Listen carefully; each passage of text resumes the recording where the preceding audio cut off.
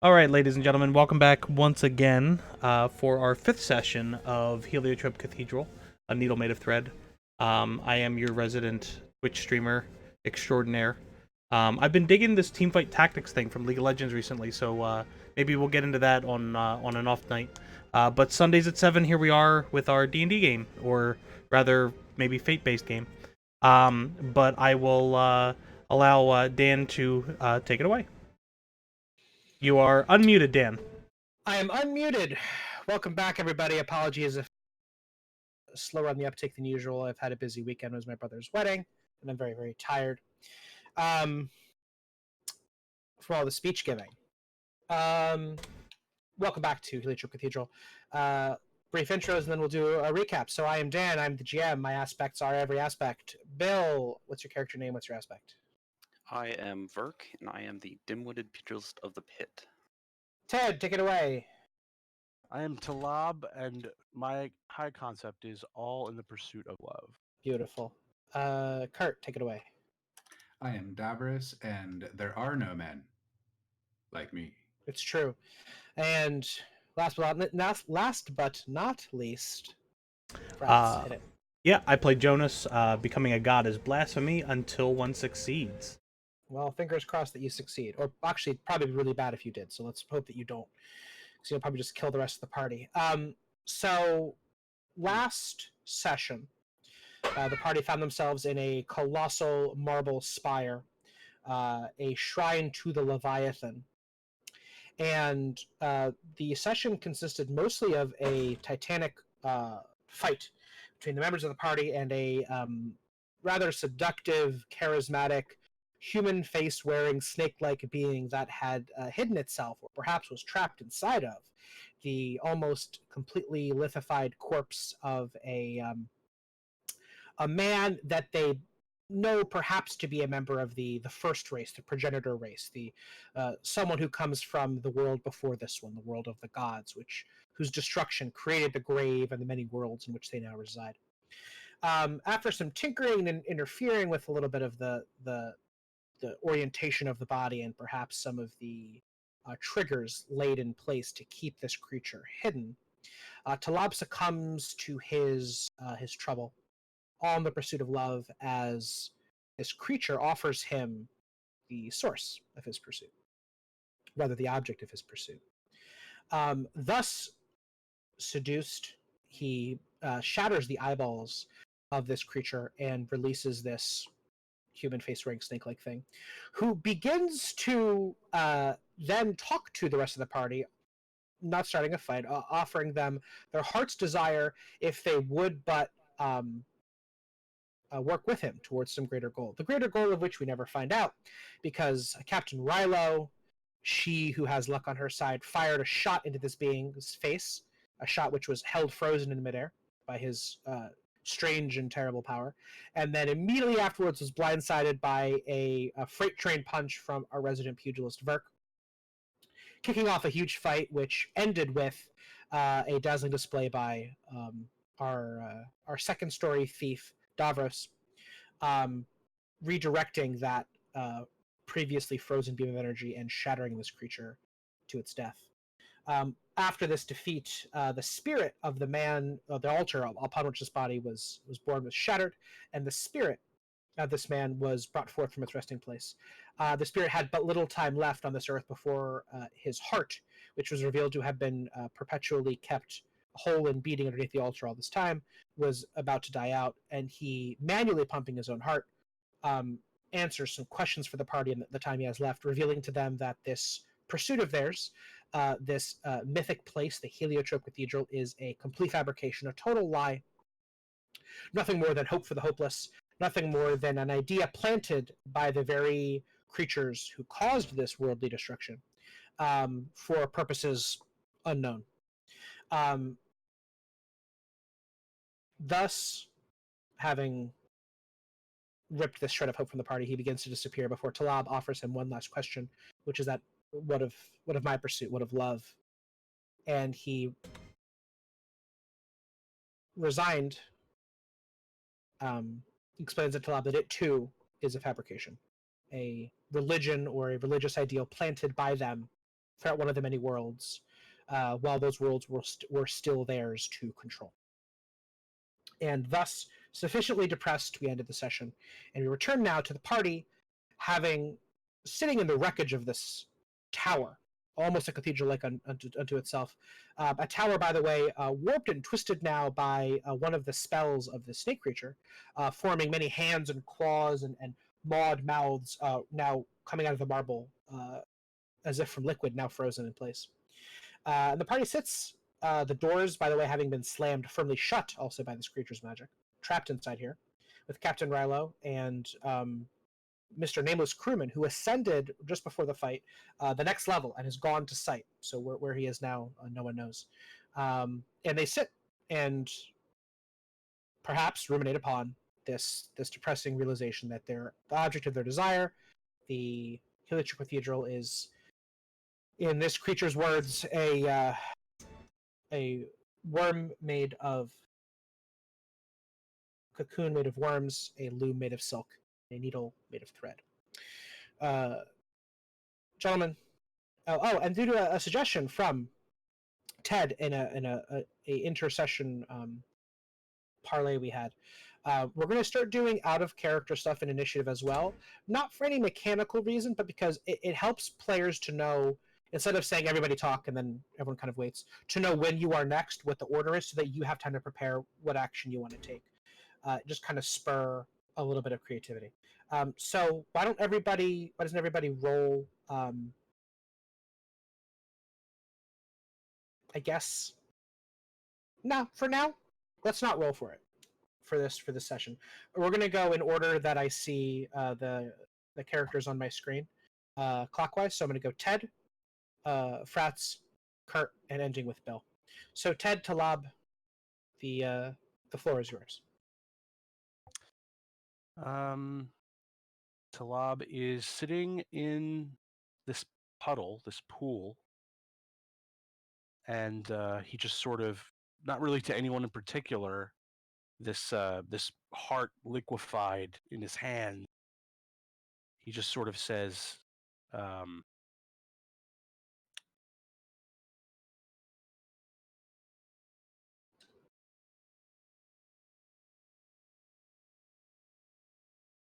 I believe him. I don't know about any of you, but his words ring true. I can feel them in my bones. I believe him because I feel as though I have to, but I still have to ask why. Why is everything I've searched for, why is it all a lie? And to add a little bit of clarity to the initiative, we'll say that you can always respond to other players' actions. If Ted's action here is to begin a conversation, we don't need to go in initiative. We don't need to talk in order, certainly. But if you want to take an action that's outside of the conversation, such as exploring or attacking or something, then we'll go in order. So feel free to respond as you see fit.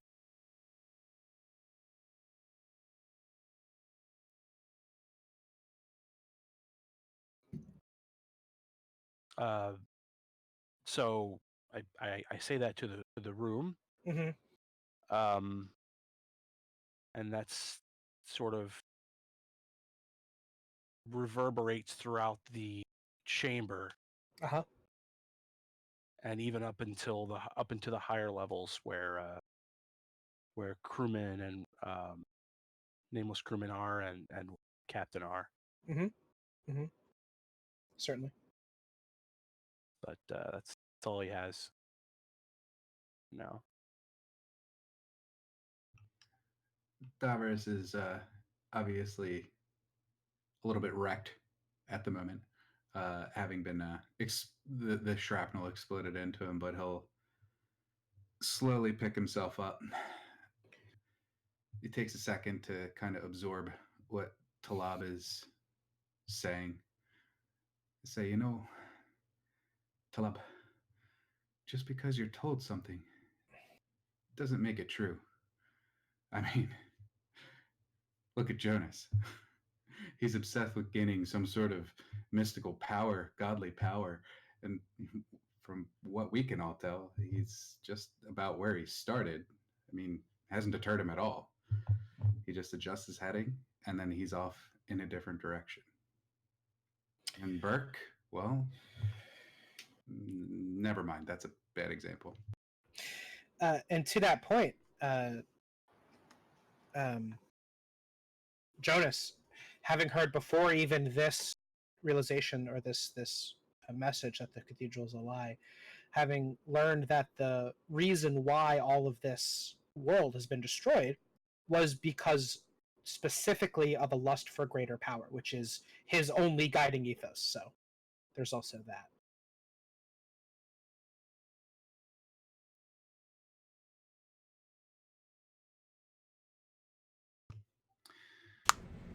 Well, Davros will clamber to his feet and take stock of the room. Is there still like a clear way to get to like ascend the stairs, or is it warped enough where it'd be like If anything, for well, you're pretty hurt, but there's many more ways to ascend. Instead of simply a spiral staircase, there's enough things jutting out that you could climb your way up and bypass a lot of the stairs. So, yes, he's content taking the stairs right now, so yeah, he's gonna makes sense. start making his way up. Okay. Since the door, he was there when it shut, so he already knows that in the back of his head. But he's gonna start making his way up to see if he can find any kind of way out. And my physical and mental stress is erased at this point. The stress is erased, yes, but the consequences remain. Consequences go away. It's kind of nebulous in Fate. It's at the end of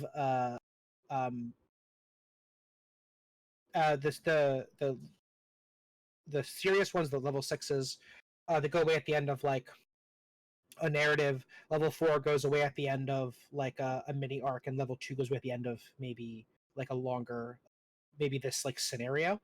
But in general, I try to have them go away when it is appropriate to. Long rests, someone intervenes with healing, things like that. So for right now, definitely not.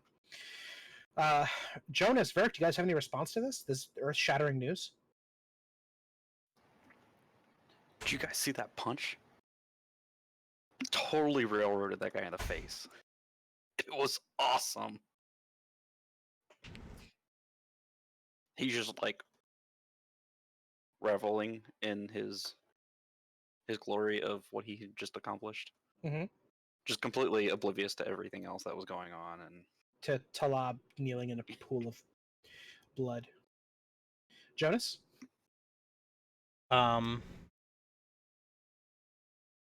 Yeah, Jonas is just like laughing to himself.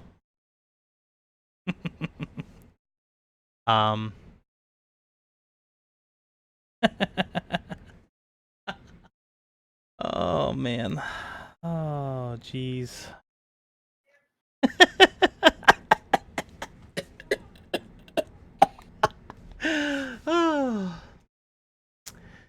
At least I guess at least it's all consistent. You know, every time I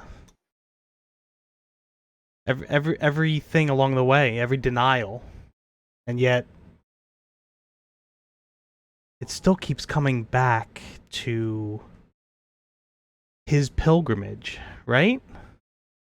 I kind of I cock my head and look over at Davros, not, you know, for the obvious, you know, in character joke, but or meta joke, I guess, out of character. But and then I look through the party, you know, Talab and Verk.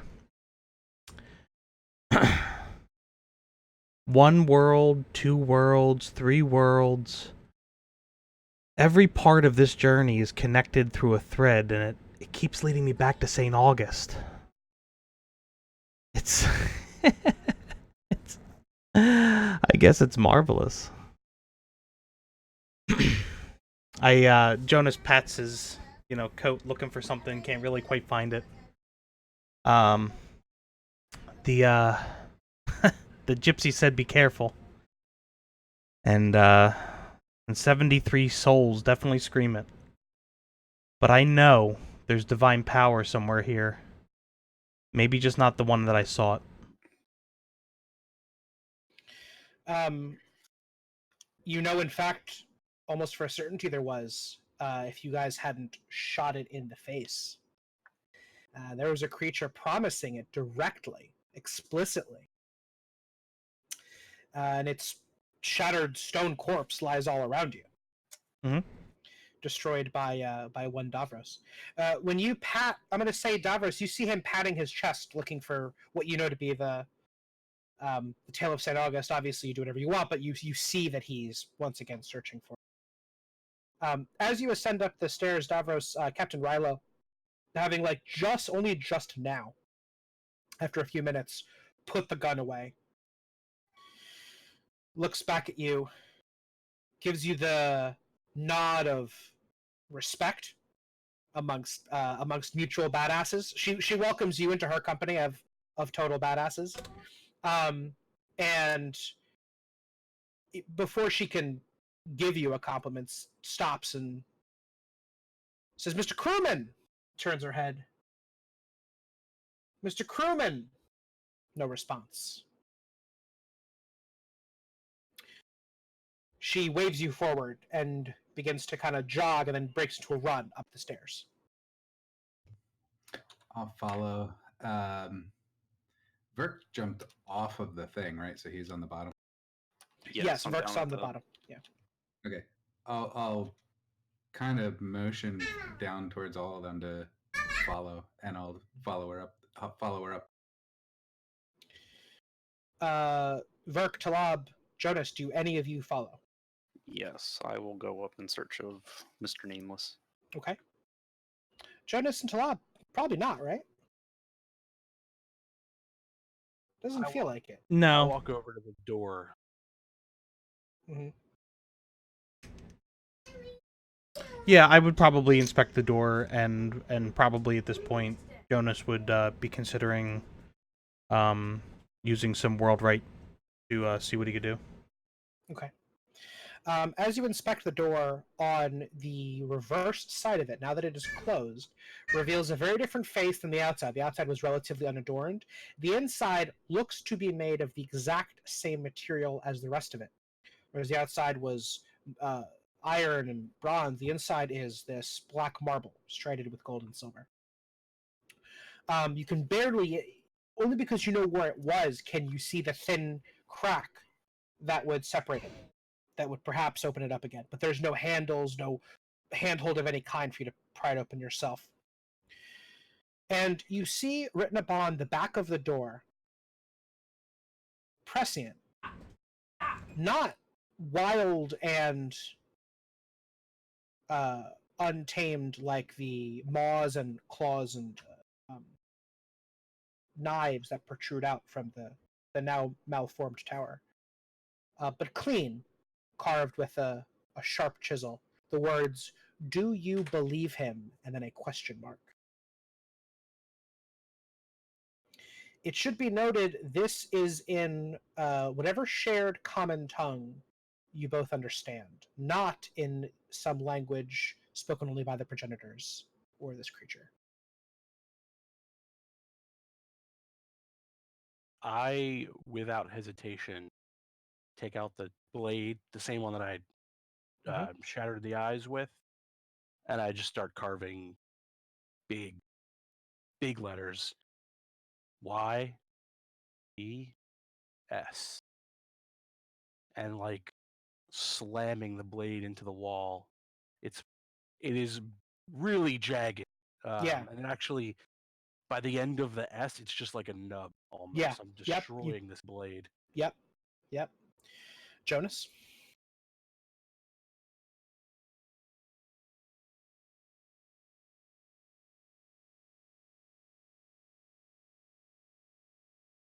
I apologize. I gotta keep muting my mic so that you guys don't catch a ton of flack. Okay.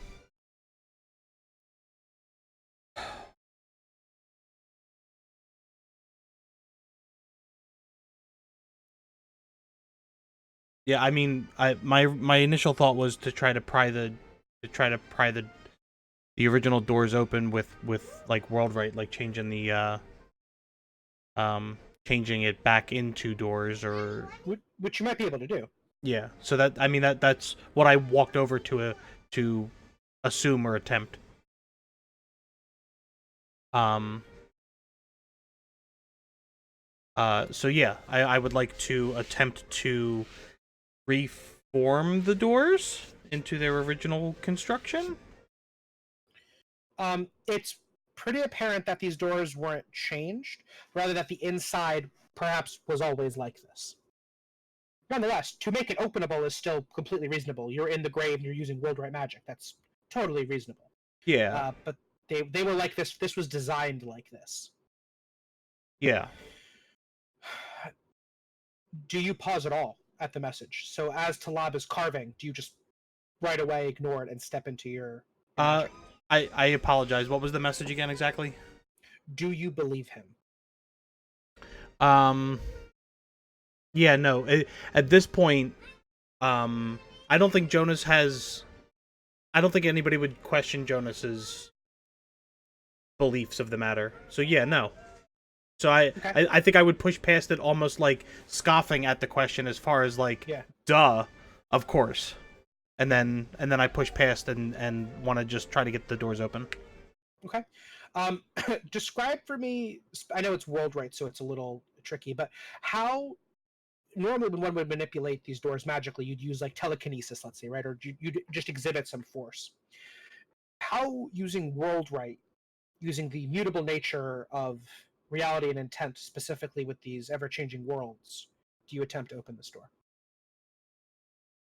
I think I would like to say that in this version, because we're in the grave and because we're so connected to a world that's uh pliable by this kind of magic, that because it comes a little bit easier to do, no, not to do, but it's a little bit, the connection to the magic is a better connection, right? That's probably the better way to say it.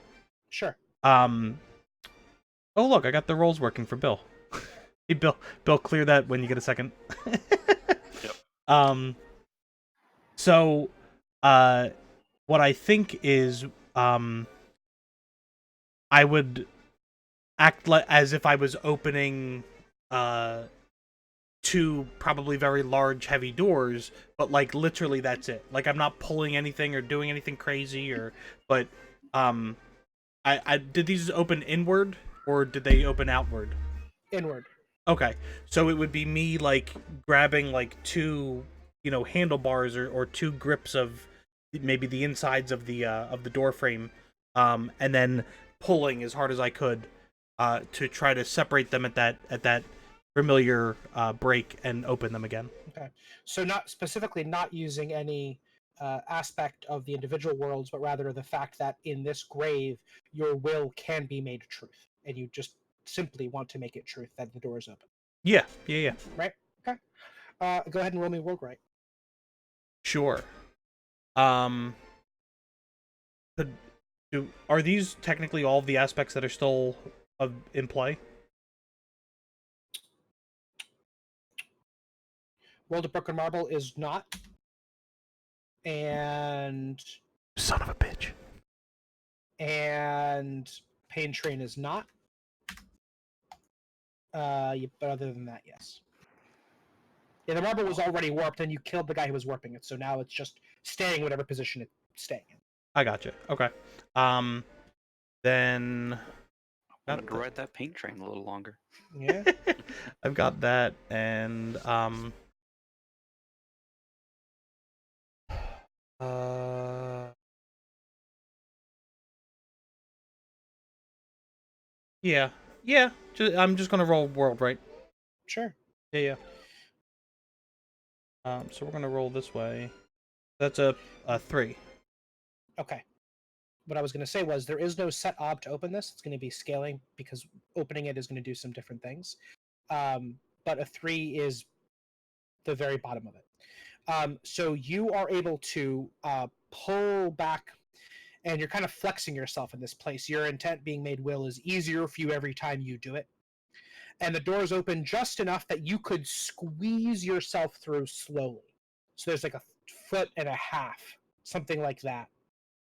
And as it creaks open, it is a completely quiet, as if all sound is muted, as if these things couldn't even make sound.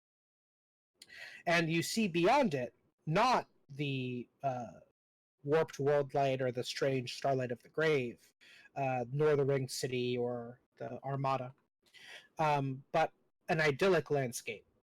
You see birds flying by, forest, a far cry from the beleaguered one you had left, bright sunlight, beautiful green foliage, flowers everywhere, but no sound. Talab, as you are pushed aside, like as you finish the S, the door opens and you are physically pushed. And you perhaps see what Jonas sees, this idyllic landscape. Let's pause there for a second. You two think about what you're going to do with this.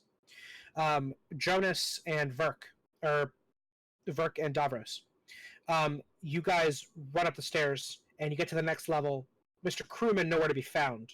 Rilo takes a quick glance around, and as she just pulls the gun and sweeps the room, she steps off what would be the edge of this stairway and finds solid footing.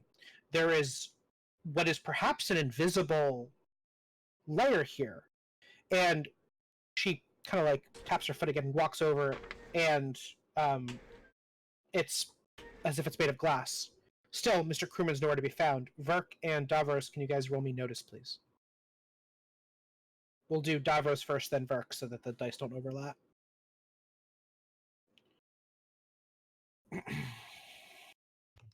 Zilch. My OBS remote is still showing like the other stuff where I see intro, D&D. I don't see the roles. Here, I'll Did you just. click D&D? Okay. Did why you have it? I don't know why it's auto hiding stuff. Oh, that's right. I gotta go into the settings and turn something on, right? Yeah. Or You have D&D clicked, right? D&D I do, is yeah. highlighted. Yep. I think meant he's to asking me. Yeah. Oh, no, remember, because you have to have it clicked, Frats, that's right. Yep. What setting is it to change that? Or I can just do it through the roll Well- thing now, right? Well, Bill and I fixed the sheet. If we wanted to do that real quick. Oh, the sheet does roll? Then yeah, roll on the sheet. Does that pop on his portrait? Or It does, It does? So that is working? Okay. but you also see the roll on your sheet. Cool. Yeah. I just need to give you So I guys got my bad. a 1. A total of a 1? Total 1. You notice that as she walks, she is going up a slight incline. This floor is curved in some way. She doesn't seem to notice this. She realizes he's not there and begins to ascend the staircase. What do you guys do?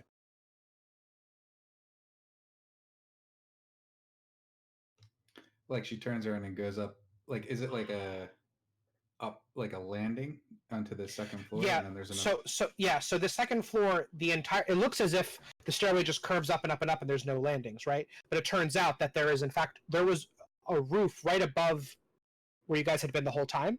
It is just completely transparent, and is curved a little bit. I'll keep going I'll up. go then. across it. You go across it, Bill? Yeah. I'll go across the clear area. As you get to the center of it, you realize that it is perfectly convex. So the glass is making a very slight dome with the highest point at its center. What you draw from that is up to you.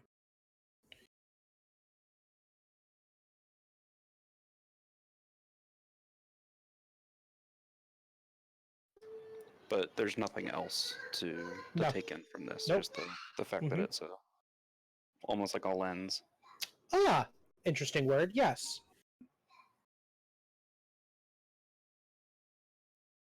Okay. What's directly above me? More empty space. And then below me is just the The altar. yeah. Would this have been where the guy's head was looking? Well, since you ask, if you were to look straight down, yes, actually, it looks as if you would be looking into this guy's eyes were his corpse still there. Yeah. And eyes not, shattered. Yeah. And heart not turned into liquid, and, that whole deal. Yep. Completely unmade from this world. But yes, it would. Okay. Well, if there's nothing else over here, I'll go back and share what I found. Okay. Davos is already climbing up the stairs, so you tell him. Yeah. I'm pretty sure I should be able to. Oh, you're wanting me to tell him. What Yeah. Oh, gotcha. So that floor is. See what I'm trying to think if Verk would even know what a lens would be like. In that sense, I don't think. Normally, I try to err on the side of like. I would say he wouldn't. But yeah, so normally I want to err on the side of like let's not obfuscate data. But yeah, Verk probably doesn't know what a lens is. To be totally fair, this is perhaps beyond him. I'll tell him that the floor is clear, but it feels like it's a bubble, kind of like it's raised up. Okay. I'll give you the leeway to interpret that as you will, Davros. I'm not gonna. The center was over where that guy was laying down at. Next level up, Mr. Crewman's still nowhere to be found, and he did not break off at a run up these stairs. And you guys are, Rylo's running after him and has not caught him yet. She takes a quick look, grows increasing. Her voice is increasingly angry, but you can tell she's not angry that he's not yelling at him to return as if he's a chastised child, but angry that something has certainly happened to him. There is something going on here. By the way, you are also passing by on the side of this eternally are these rows of mostly empty burial chambers. The first few on the levels are in states of unwrap as they were like coming to this thing's aid. But as you go higher and higher up, they are more and more wrapped as this magic hadn't reached them yet. As if it was slowed down by something. The next one up, she's already going to, so you guys are on 3, going to 4. 4, she's already going to 5. On 4, it is now Verk, now that you're looking for it, this floor is also bubbled to a greater, there's a word for this, right? It's not angle. If I were to describe how much a thing is lensed, I think there's a word for it, but I can't recall it. But it is lensed more severely, more acutely. Gotcha.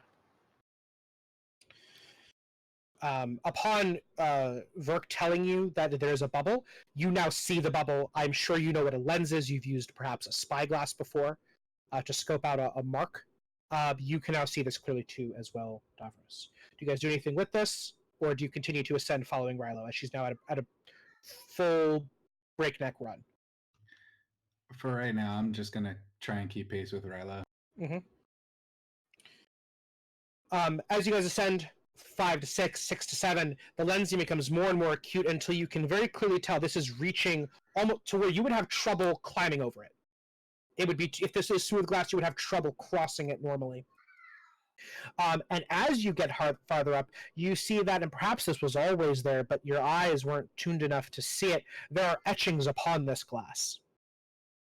As you go higher and higher, and perhaps look down, you see the etchings on each glass begin to line up with the ones below it, and the ones below it, and the ones below it, so that by looking through it, a symbol begins to form.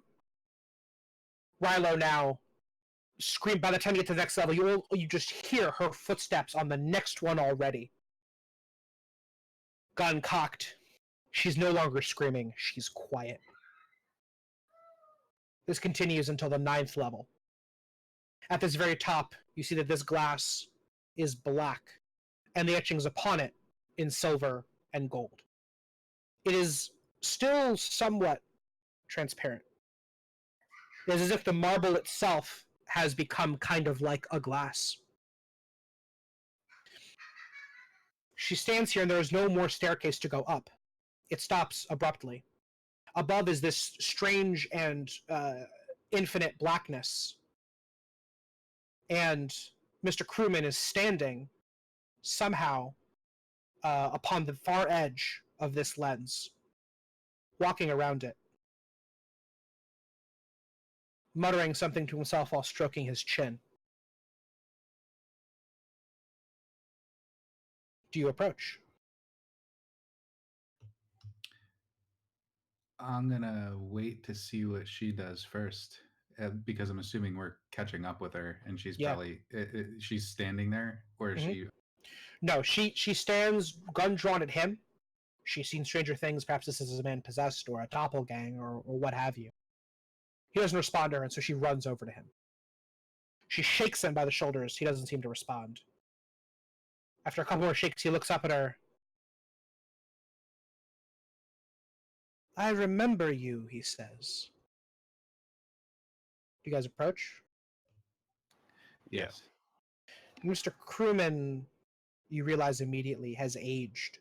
He has a long, thick beard, wrinkles in his face, a furrowed brow.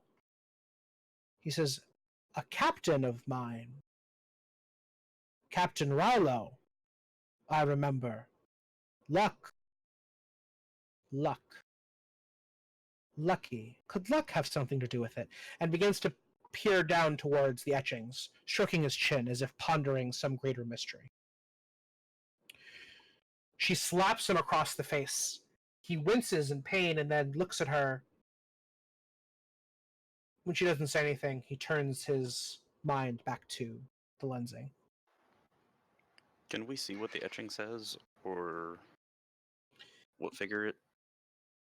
As you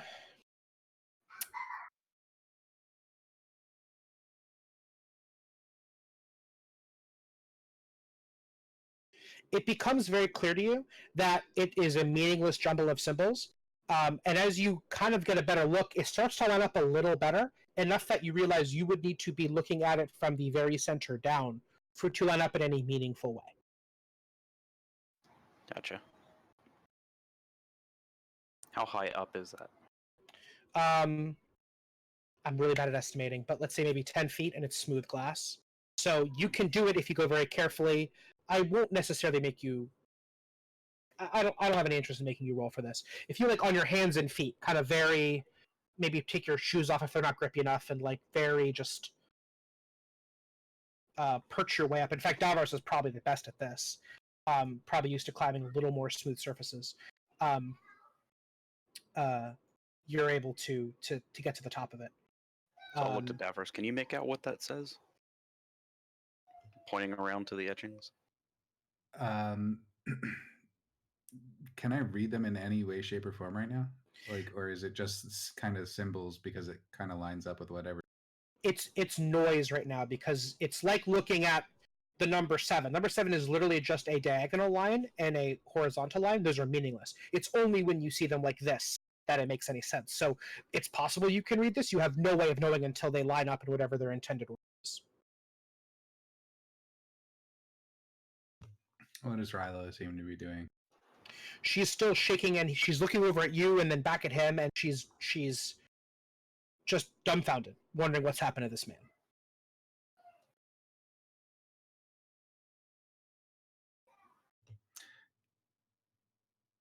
All right. He'll make his way to try and get as good of a view as he possibly can, top down. As he makes his way up, you're able to very carefully, again, don't really care about rolling here. I'm not interested in your failure. You look down, and at first you see nothing.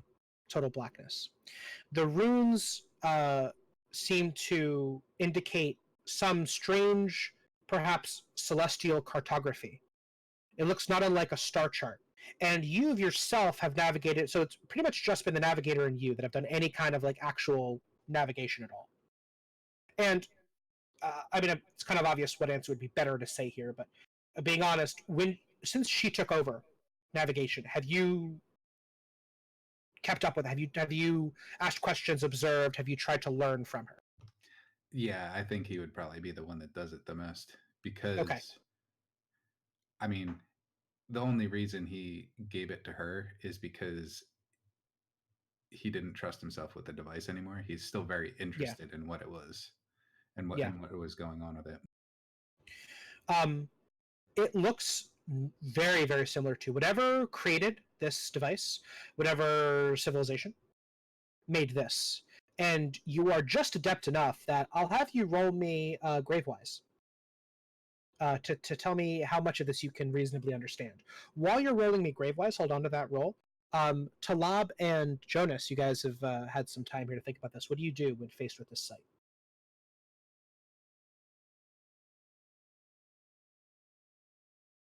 I would through is Jonas sort of. I'm curious as to what he's doing. Are you blocking the way mostly? Are you? Does he look like he's planning to go through it? Perhaps. I don't know, Jonas. What did you describe was on the other side? An idyllic landscape, a garden, even. Birds, beautiful foliage, flowers, clear skies. Um.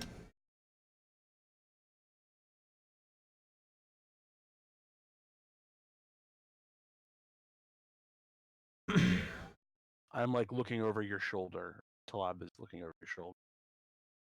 Yeah, he would. He'd he'd turn back to Talab and be like, "All right, mate, let's go."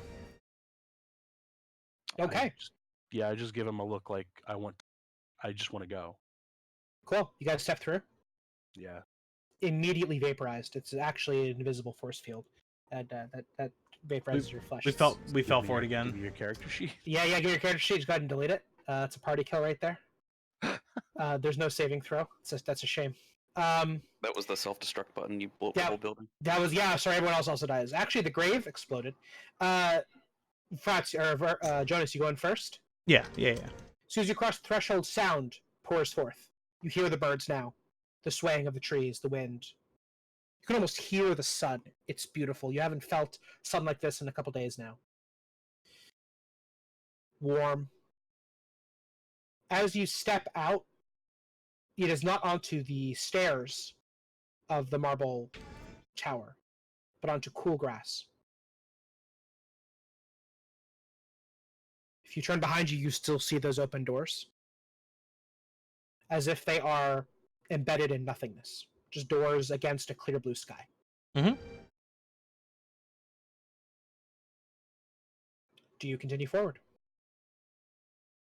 Does this still feel like the grave? No.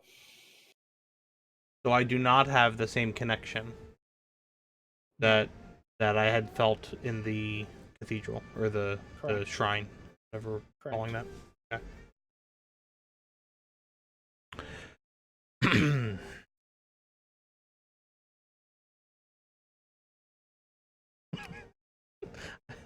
I know what Frats wants to do. Uh-huh. Burn it. Hello? Okay, that's what you do? Yeah, Jonas calls out. Okay.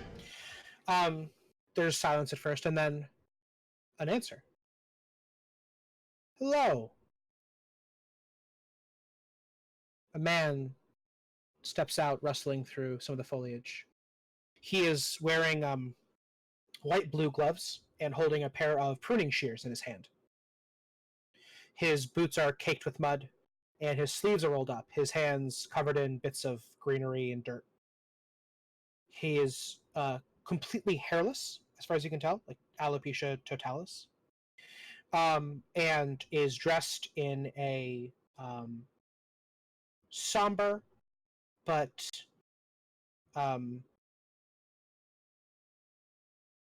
utilitarian outfit. Dark blues, blacks, and browns. If you were to judge the time this man has come from, the level of civilization of his world, certainly something beyond your own.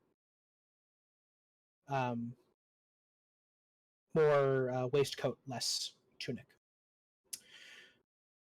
He cocks his head, looks past you to the door, and then nods as if he understands what's happened. Welcome. Can I help you?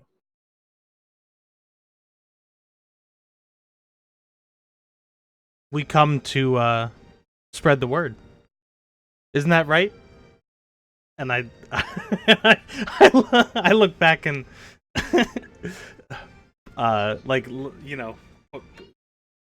gesture over towards Talab.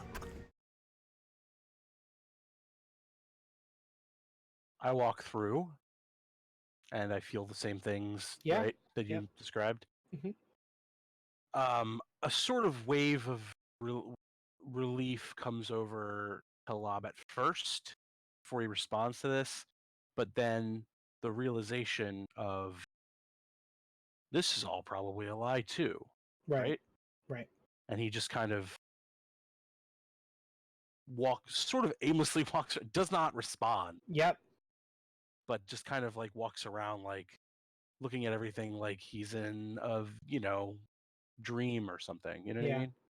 As you walk past, the gardener turns to you and says, as if he understands you're walking past him. He knows you're not. He's not going to stop. He says, "Do mind the flowers, please." And then turns back to you, Jonas. The good word about what?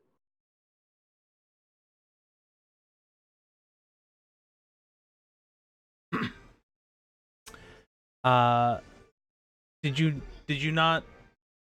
Oh, I'm sure the news probably hasn't gotten around.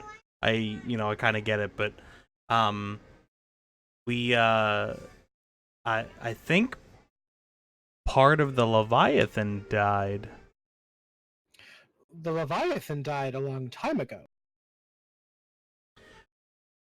Oh, you guys probably don't get the interworldly up.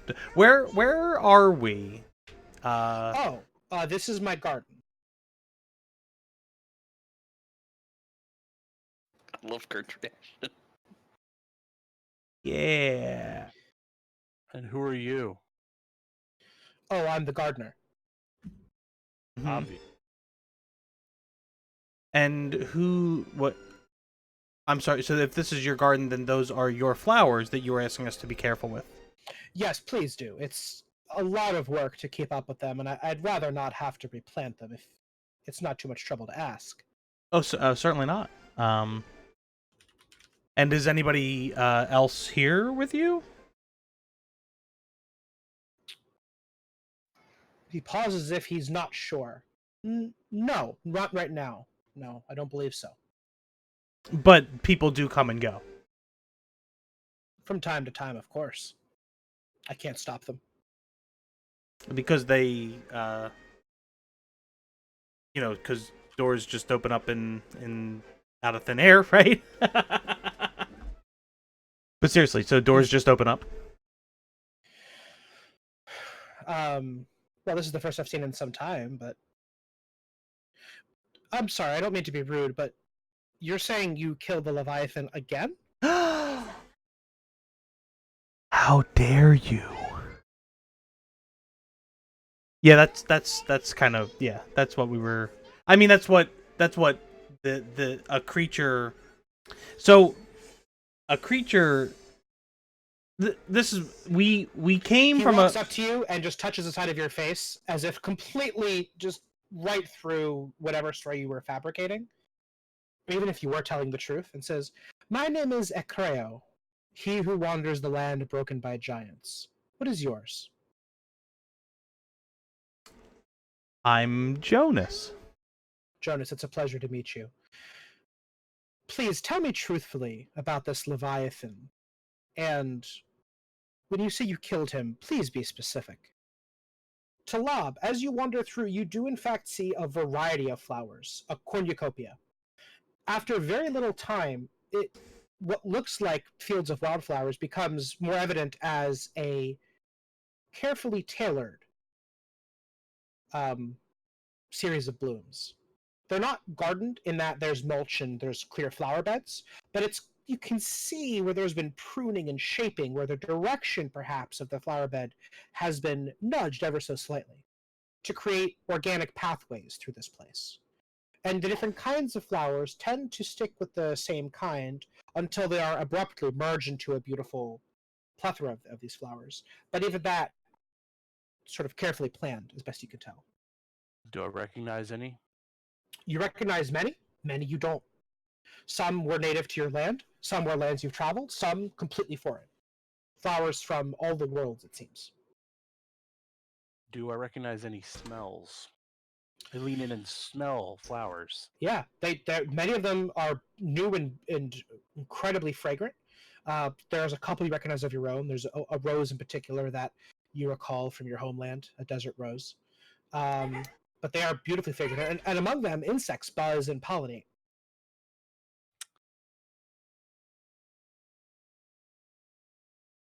I'm going to compel myself. I Fantastic, don't know love if it. it matters to you or not, but I'm going to.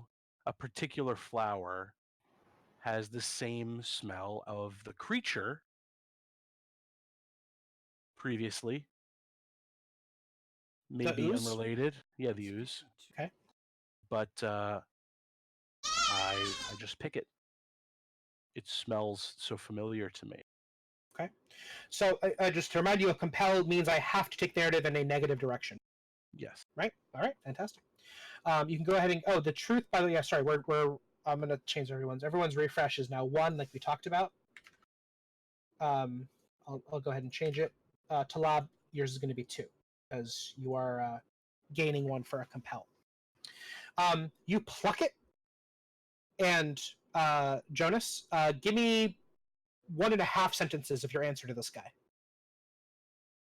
Yes. What? Truthfully, what do you mean by how you kill this Leviathan, and be specific? I think at this point, I'm kind of, I'm out of the comfort zone a little bit. So, Yeah. I just straight up recant, like, from the get go. Like, Yeah. we entered a shrine, saw a corpse. There was some nifty stuff going on, and we were compelled to try to let a creature out of the body, and the creature showed up, and all of a sudden his hand grips the side of your throat. Mhm.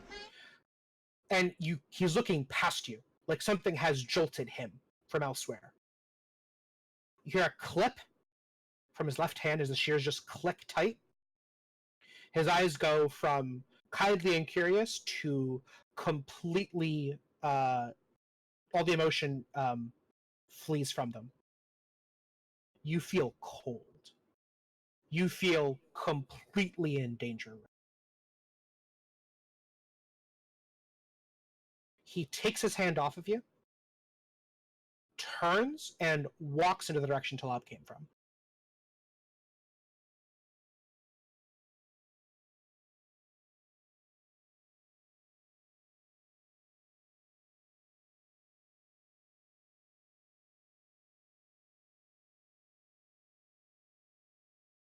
I'm Okay, you don't do anything? no. Okay, Talab, as you pluck it and you smell it, as soon as you pluck it, the smell begins to fade almost immediately, and the flower begins to wither and die. You hear footsteps coming up behind you fast, and if you turn, you see this man, a Cryo, he who wanders the lands broken by giants, walking towards you at a brisk clip. You have time for maybe 1 action. What do you do?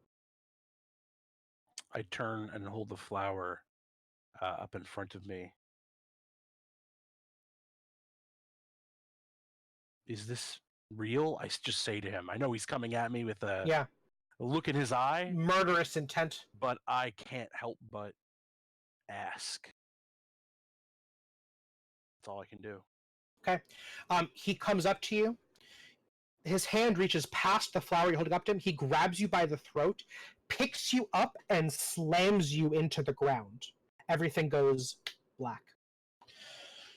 Jonas, going to give you 1 action here before I cut away back to these guys. Do you follow him at any point, or do you just kind of wander off or go back? Or you don't hear any sound coming from the. I don't hear from what. Well, simply that Talab was probably too far away for a non-shouted sentence to reach your ears. So I didn't see him. No, he goes off like into the garden, and you lose sight of him pretty quickly. Oh. um. No, I would have trailed him. Okay. I don't think so I wouldn't have been like behind him. You know, when you completed your action with me and then said he walked off with intent, like Mhm. it would have. I probably would have needed a moment, and then I would have Sure. gone, and then I would have stayed like no more than 10 paces behind him.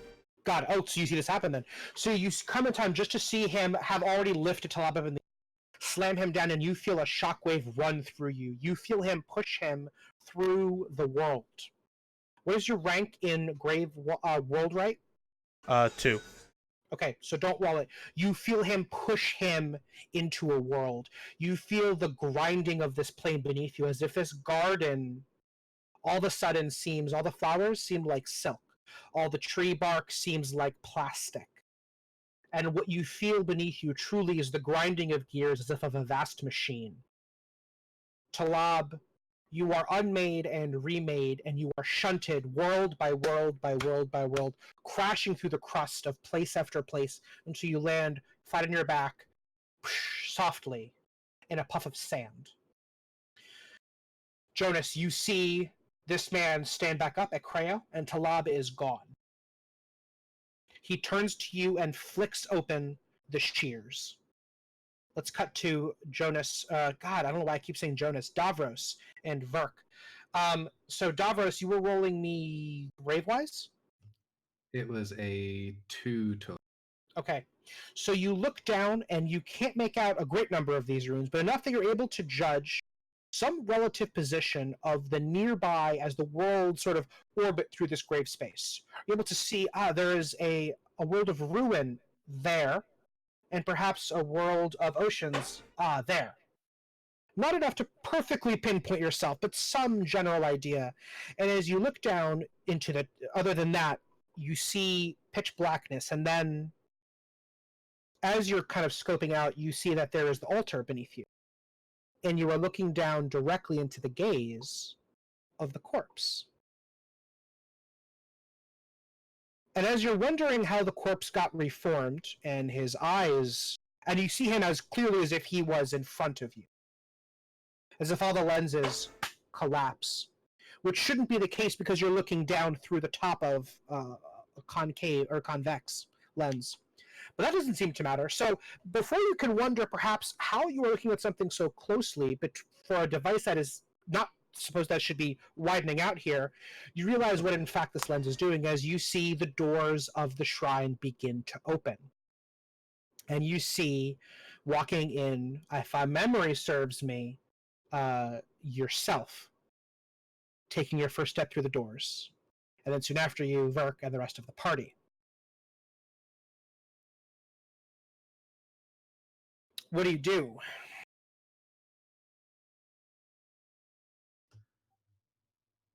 Are we still able to leave this area? I don't see why not. There's the stairs from whence you came.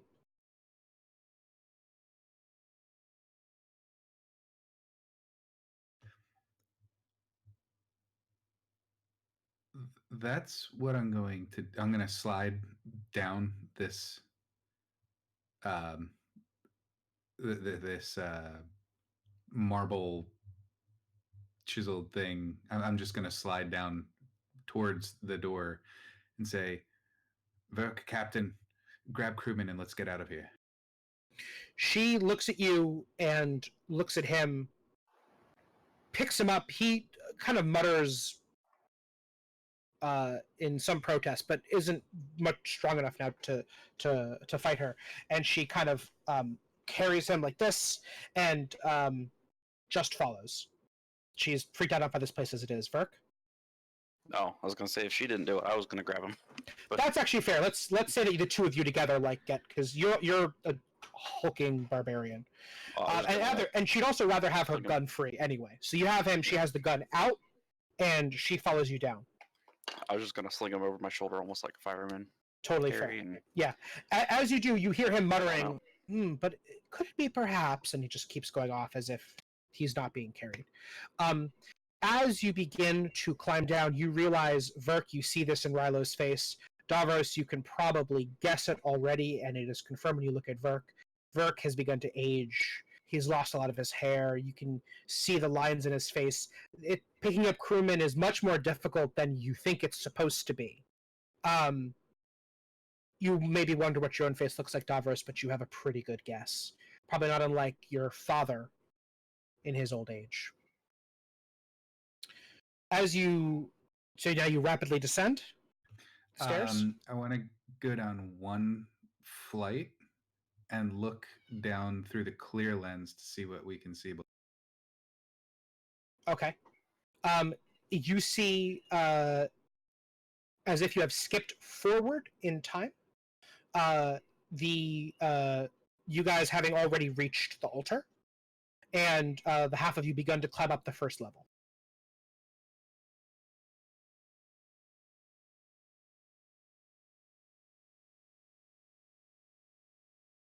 Oh, and by the way, I should make it known, as you were watching the world orbitals, the navigation through the lens, you realize that they were moving, much like any other celestial cartography that you've seen the navigator use.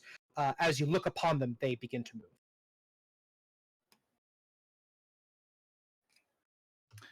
I'm going to keep going down. Okay, you keep going down and looking, and until eventually you are right. By the time you get to the very bottom, you see the very moment of the creature's death, and then if you go one more below that, you are back where you started.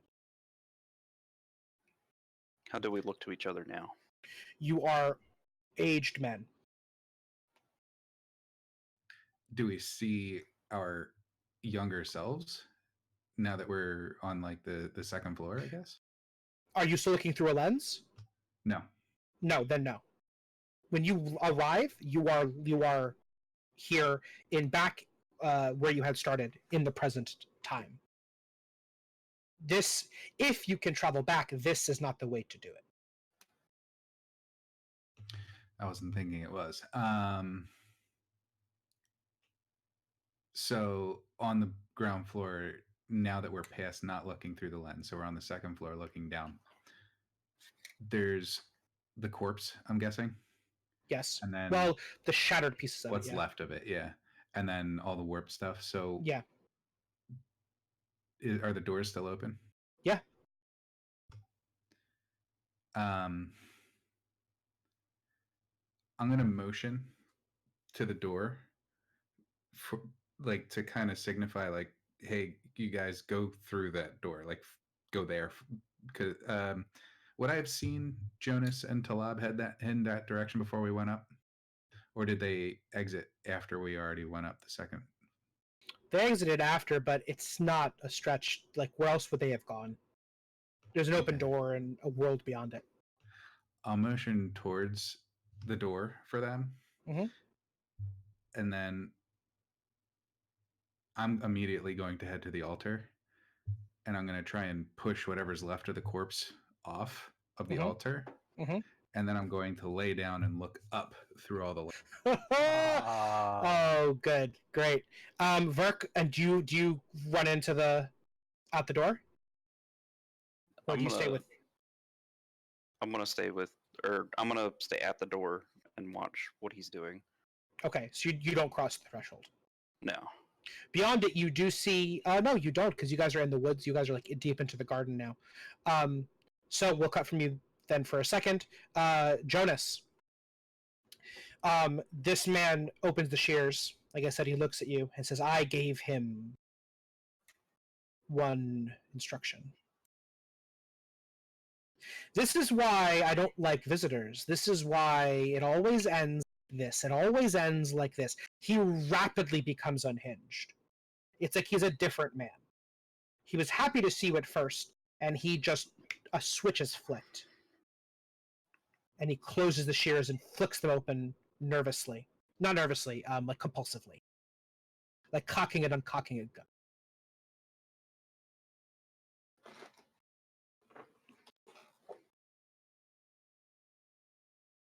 And what's Halab's status? Not in this world. Yeah, he was.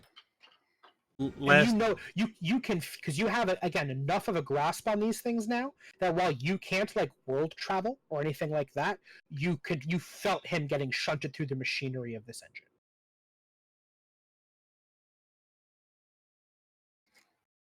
It's the equivalent of a seasoned wizard knowing another spell was cast without necessarily knowing what the spell was.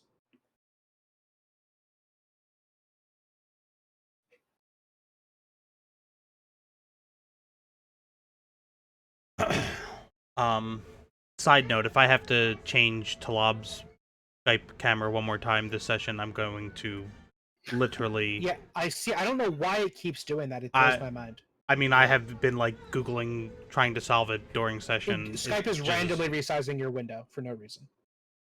Unless you're doing stuff, Pretty Ted, which I hope not, No, I but... don't even know how. Yeah. Ted has window resizer app open. He's just clicking randomize compulsively. Randomize window size. I'm a certain. Am I... Would Jonas understand that Talab... There's a difference between Talab no longer existing and then no longer existing here. Right? Yeah, I mean, you can't like sense his life force, but you know he was shunted. He could have been shunted into a sun, sure, but there's no reason to believe that he's not alive. He was shunted somewhere else.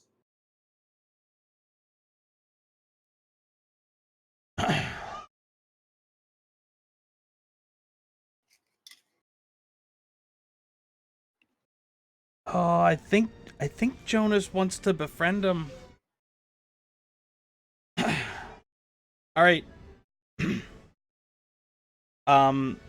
So I mean, there's almost literally nothing I can think of or probably come up with that would. I can cut if you want me to. No. Okay. I have a thing. Okay. That I can do to pull. Like, obviously, the first thing I would want to do is try to rescue Talab. That in this immediate situation does not seem possible. So, I try to throw the other angle, and not necessarily an angle, but like I'm actually impressed by what he just accomplished with my party member there, having witnessed it on the cusp of, you know, being a little bit too far away to see exactly maybe what triggered it, but I'm like, now that is the power that I've been seeking. It is. Okay. How'd you do that? He snaps the shears together one more time. Takes a deep breath. This is my garden. I built it.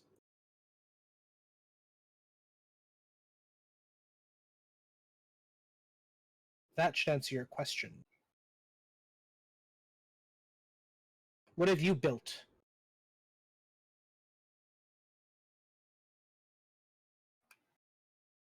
And you never told me your name. Yeah, I did. Did you actually? Yeah. Okay, then he doesn't say that.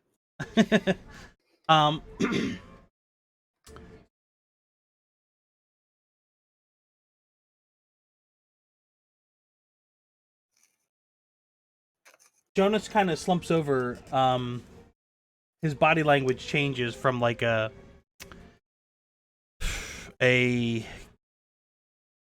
small, curious child, in which he was starting the conversation here with, and he slumps. You know, his body language kind of, you know, frumps, and he's like, "No, I that's a great question. I don't think I've built anything." If you have built nothing, then you can control nothing, then you can do nothing. That's why I built this, so I can do this. I can do anything I want here. Do you know what I want to do, Jonas? You know why I'm here? To garden. He looks back at the spot where Talab was shunted into the earth. That is what I am. That is what I have built. That is what I do. And you have come here to this place. And his voice raises just like a little bit, and you can feel the ground shake. In that moment, you understand the divine morphism of the grave truly.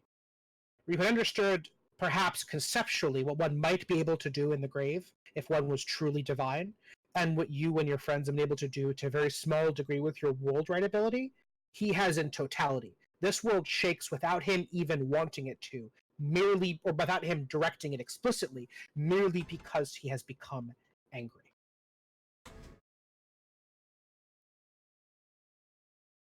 This is, in fact, explicitly what you.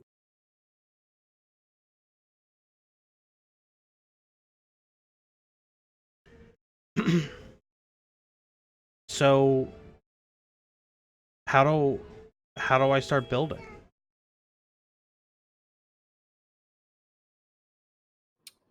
His shears click open, and that question seems to soothe him a little bit. It gives him something to focus on besides the clipping of a flower. And he kind of crouches down, digs into the dirt a little bit. And around the flower that Talab had plucked, he begins to snip here and there. The wound in the garden, the opening that that flower created, must be fixed. In order to do that, he must cut more flowers away to keep the symmetry. And he snips. And he doesn't enjoy this. These flowers didn't have to die. They were perfect the way they were. It's only because of this stranger's interference that he has to cut these other ones down. You can see the sadness within him. As he clips the shears and you hear that click, that sound reverberates in you. You still have the aspect, the song of the tomb, right? Believe so. Yeah. Yeah. The click of those shears, metal on metal, rings out a note to you. You recognize it. There's something to this. There's something more than flowers here. Of course there were, but to what end? You begin now to feel beneath your feet the grinding of the world a little more. With each click, the note of the song a little sharper. A terrifying and exhilarating thought overcomes you. Do you know what he's doing? With every click with every trim of the flower, would that be every flower is a world that he's manipulating? Correct. So, in this moment, is he he's a little bit more amenable or like he dropped a tiny bit of the tension? Yes. Okay. I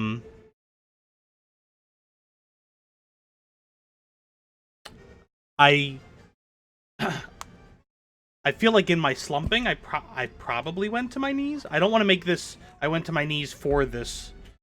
No, moment. It makes sense. He's also on his knees pruning, so. Okay, so I'm on my knees next to him, or close, and I hold out my hand, and I say, "May I?"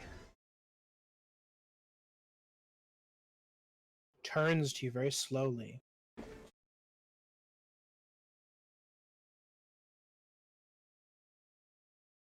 As if he's about to. If he was in a better mood, if someone hadn't just torn a world open, maybe he would have accepted quicker. But he. While I'm doing it, I start to hum the song of the tomb. Okay. He thinks for a moment. Puts his hand on your shoulder, looks into your eyes. And I imagine for one of the first times in a long while, there's no deception in you right now.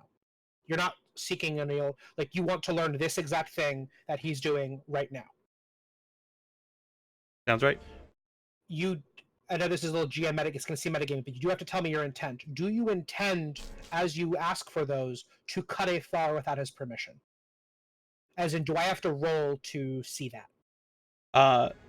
My You see him intent, like looking through you. my intent is to take the shears and ask for his guidance. Okay, perfect. So there again, just to make sure. Yeah. He sees that he can look within you, and he sees that pure intent. You see him flip the shears and hand you with one hand the handle, and at the other, his gloved finger just points to like a leaf on the side of one of the flowers. And we'll cut there for a second. Mhm. Talab, you land flat on your back, sand puffed around you.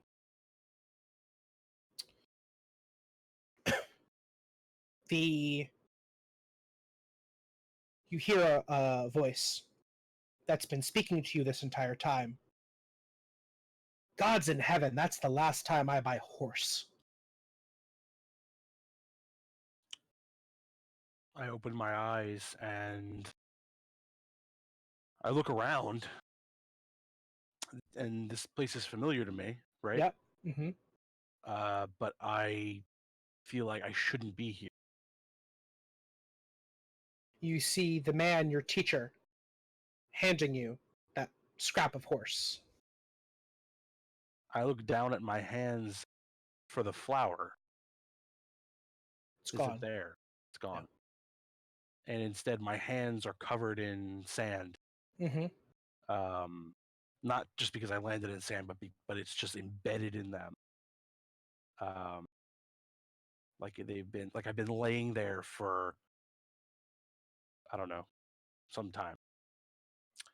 But I take the meat because I feel hungry, Mm-hmm.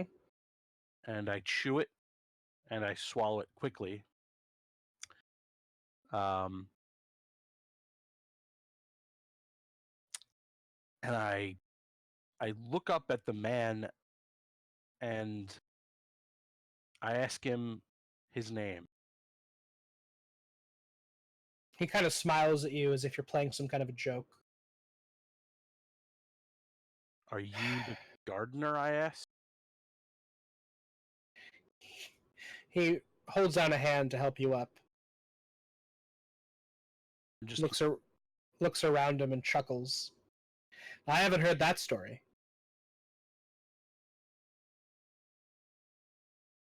I'm looking around nervously, like I've seen this before, but I can't believe anything right now. Right.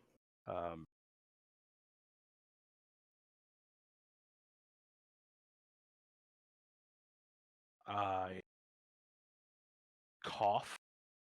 All of a sudden, I'm overcome by thirst. Mm-hmm. Hands you a canteen.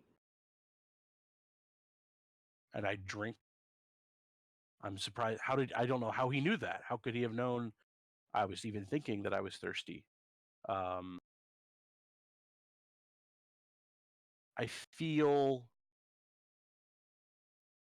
start to feel more, I think, comfortable. I think I start to ask him, "You've never heard the story of the garden?" No, I can't say that I have. I haven't either. Just a moment ago, Talab, you had said to me, stop with the lies, dispense with the stories, you wanted the truth. Oh, the unvarnished truth. Now you want the lies again, the stories. Well, I haven't heard this lie before, Talab. Give it to me. The student has become the teacher. Let me hear this one. The story of the garden as told by Talab. Trapped at stage 7. Begin. I don't know it either. I was just there. You were just in where? A garden. I was in a garden. He looks behind you guys to the rest of the desert, forward to the rest of the desert, back at you, puts his hand on your forehead. You do feel a little warm. Holds the canteen up to give you a little more water. Maybe you're dehydrated than you look. Takes the canteen back.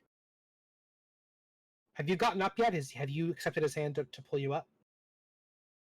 He accepts his hand. I was gonna even say he wants to go over, and I think the best way to do it is to have him kind of actually try to hug him. Not like a I need a hug right now, Yeah. but more of like this is the are you really, Yeah. you know? Yeah. So you grab him, you hug him. And Uh, he squeezes him like, very tightly. he kind of gives you like a confused, but then hugs you back and kind of pulls you away a little bit to look in your eyes, looking for signs of heat damage, and clearly you're very ill. Talab, do you feel well? No, I feel No, lost. I didn't think so. He takes your shoulder in his arm and he points off in the distance. Quarter day's walk now. Is Hayakir. Remember Hayakir? Yes, yes. He smiles as it dawns on you. Yes, of course. Now, if you can, I haven't been there in years or days. No, never. Have I been there? looks at you puzzled. We're on our way back. It's been 4 days, Talab. Hayakir, remember, with the White House, the roses.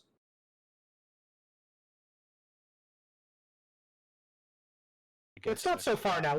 Once it's the heat. It gets to all the better of all of us sooner or later. Once we get there, you'll rest.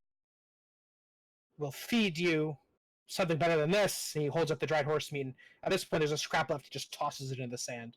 Let the scorpions have it. Come.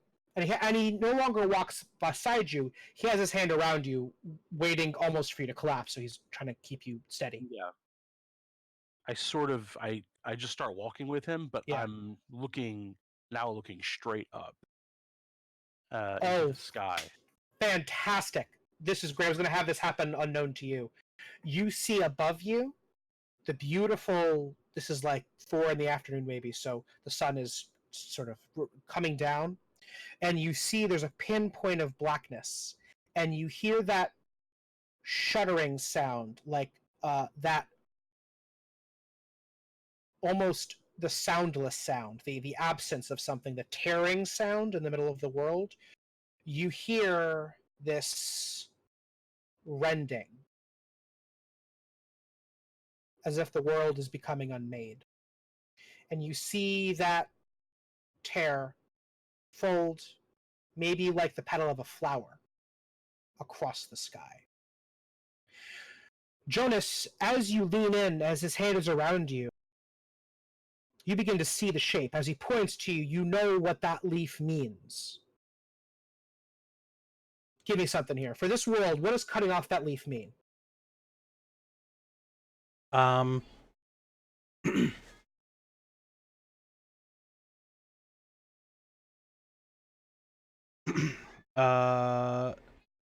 Get the leaf is cutting off the leaf gets rid of clouds. Storms still exist, but they come out of they just appear. And A clear blue sky, they just manifest. yes. Okay.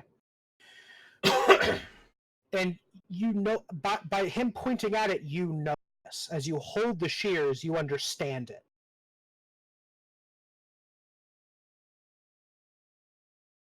Do you clip it?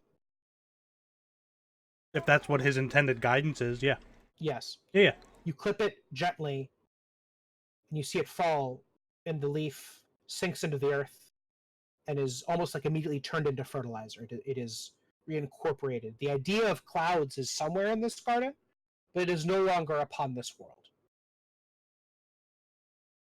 And this calms you. This was a good idea. You don't know why he wanted clouds gone, but it feels good. It feels right. Maybe 500 years from now, in that world upon that flower, there will be a general waging war at Armageddon, the fight at the end of the planet, at the end of all things. And for a moment, he will lose sight of his objective. The enemy army clouded by a bank of fog that rolls across the battlefield. And now, his vision is clear. And Armageddon changes. The end of the world upended. He points to another flower now. And you see that there is a bit of earth covering one of the roots. As he begins to direct you, you look and you see the spot where Talab had... You have to pass your hand over the spot where Talab had plucked his flower from. And you see the rotting petals upon the ground there. The stem already twisted, not falling into the earth as the leaf did, cut carefully, but rotting and beginning to fester. And as you look at it, you see the world tearing itself open, and you see Talab in a desert with a man walking in a world that has minutes left to live. The man does not point at this rose. He points at another one, unrelated. He points at a world of songs. Mm-hmm. Am I being too poetic? I'm assuming you understand the import of what I'm saying. The I'm import, trying to watch myself. the import of that Talab is in the dying flower. Yeah. Yeah. Mm-hmm. Okay, we're gonna cut there for a second. Let you think about what you're gonna do. Okay. We're gonna go back to these two, Davros and Burke. And so Talab, again, you see clearly the world becoming unmade above you. Your reaction at this point, I don't know. Perhaps you welcome it. I'm not sure, but you see it.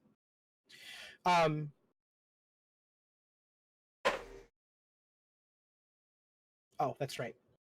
So you look up, and at first, nothing. So your eyes begin to focus like they're focusing upon a point not in front of you, but behind that, and then behind that. And as you strain, you know you can see where you were at the top, and you focus on that point at the very end, the point you can only focus on because now you know it's there.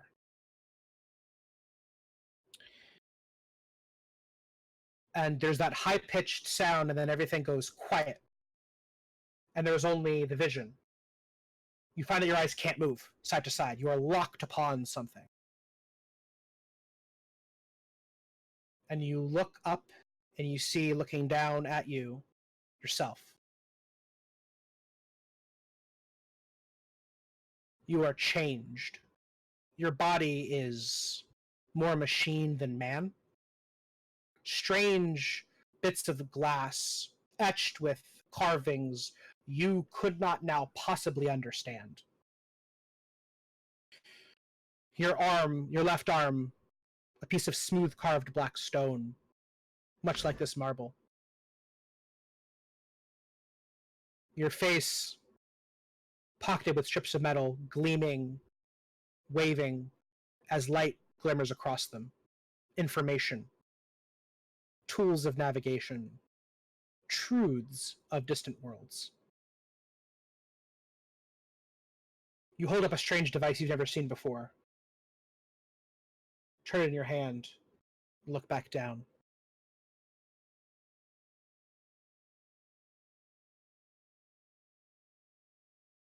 So you found it, he says to you. I believe I have.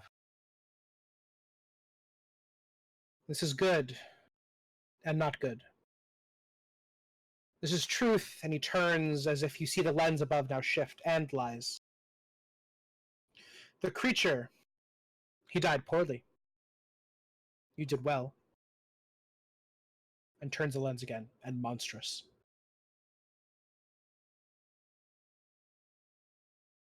You see him begin to shuffle through. By the way, Verk, nothing is happening to Davros. He is just staring straight up at this lens, not saying anything.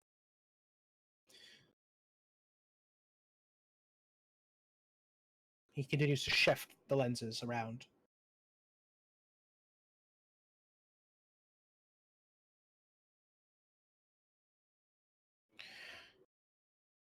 I keep putting him back, you know,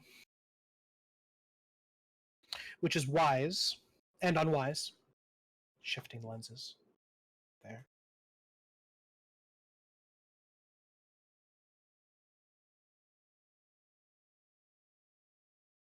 You saved everyone when you killed him.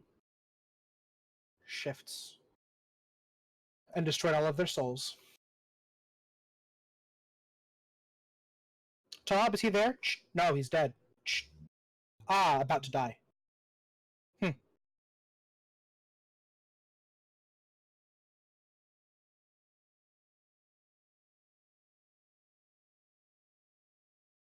He continues on for some time. It's not long before you realize that he's sifting through an ocean of possibilities. This is a man of incalculable power, completely unable to have an opinion. He sees all things, and so none of them are true. All of them are lies. Everything is good and bad, everything is wise and unwise, everything is death.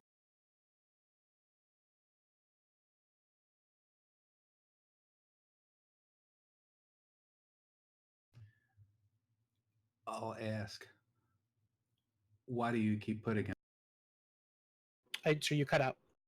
Why do you keep putting him back? So that you can set him free, so that you can ascend and descend and lay there and put me here. I'm simply keeping the timeline in place. There used to be a Verk up here, you know, instead of me. That was a strange time. Boy, do I believe it. What should I do now? He like blinks at the word "should." He kind of just it's almost as if you've entered in a paradox into his AI brain. I'll correct myself, seeing the reaction. And I'll say, what will I? He like almost sighs with relief as not having to process that response. You would leave. You will depart for the Heliotrope Cathedral. You will not find it. And after that? Oh, after that? Well, now that you've lain here, that you've made me, that I've made you, everyone else will die. You lose work first. No. Shifts it. Ah, Talab first. Shh. Or Jonas? Jonas or Talab. Seconds apart, it seems. Unfortunate. Acreo. Devious. Ah. And truthful. And then Verk, it seems. And then you, forever. I, forever. Here. Magnificent. The Leviathan slumbers, the world is whole. The grave goes on. Everything is as it is. Does the cathedral exist currently?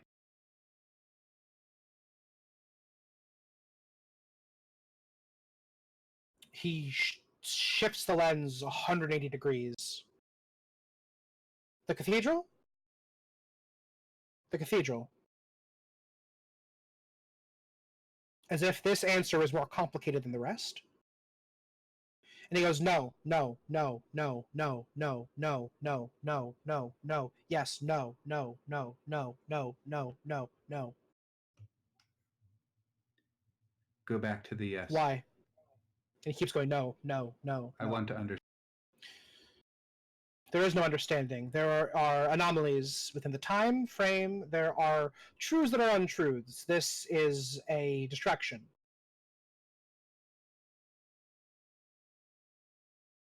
He seems strangely unwilling to return to the S. I understand. Does there seem to be anything that I can do besides having this conversation with a future version of, or the body of what I once was? From this point, no, you are locked. Well, you realize now that you are locked in here. This is, you are in a prison of your own design. He would have to set you free. You can see now clearly the chains and shackles that he has put in here. Not shackles of reality or even shackles of magic, but shackles of causality. He has engineered a scenario whereby there is a body here to look up at him. And when you are done, he will go back and he will put the corpse back in its place. He will engineer that being's life, death, and imprisonment such that you will come back here to find him. But no, you cannot leave without his permission. And I apologize. What was his response when I said, "What am I to do? What will I do next?" You're going to leave here to find the cathedral, and then soon after, everyone will die, and then eventually you'll come. You'll kind of skip over yada yada yada, and then you'll find your way here. So how long has he been laying at that spot? Like from my perspective. Until you decide to do something, it is forever. Well, no, I was just gonna like, if it's been more than just a minute or two, Yeah. I'll just kind of like shout out to him like, "All right, you're not getting anything done. Let's go." You don't hear this, Like- Davros. So When he I'm doesn't assuming- respond, Verk, what do you do? Yep. So assuming he doesn't respond, I'll run up there and just kind of like look over his head, just Mhm. kind of like stand over him and then look down at his face, like, "Let's go." The vision's interrupted. There is a screaming sound in your ear, and you hear him as he returns to the muttering back and forth, and then that is cut short, and you are like frozen between worlds, between time. Me or Verk? You are. Can I do anything while I'm frozen here? You can slowly feel yourself begin to regain control of your own self and your own agency. But I can't see Verk right now because I'm like, am I No, transported yeah. elsewhere? No, Or I can Verk is obscuring your vision. All you can see is Verk, and you see all versions of him. You see him at all points, at all actions simultaneously. I'm going to. Can I like have enough control of my body to reach up and hold on to him? You feel as if you do, but you look and you have only raised your arm an inch. Verk, you see his left arm begin to move just an inch up towards you. I'll just go ahead and grab it and just kind of like yoink him up to his feet, just kind of like as you would just someone that's just laying there. You're just trying to like wake him up Okay. just by picking up their arm. Sure. You see Verk grab you, not grab you, all possible permutations of that, and then pull you out as if he is stretching you. As if there's a time lapse of you and all of the yous in between. And you look back and you see the you having that conversation for the rest of eternity, and then that snaps forward like a rubber band, like the lag just connecting back with the current time, and you're free because you have to be, because you have to survive, because you have to arrive here at the end. Alone, a machine, having not found the cathedral. Verk has you, you stand up and you're back now. Well, that certainly puts things into perspective. And What, me just Thank saying you. let's go? yes, All right, let's indeed. get out of here. Let's go. Do you just leave out the front door? I mean, that's I'm gonna. where. Oh, I was gonna say, as we're like heading away from the altar, I'm gonna look up. Obviously, now not looking directly up, Yeah. from the point of the altar, but looking back. You can up at see it, the like, etchings pretty clearly, and roll me Gravewise. I'm gonna give you a +2 bonus to this. That would be. okay, I'm not sure if it's going to total. come back, but your video just froze.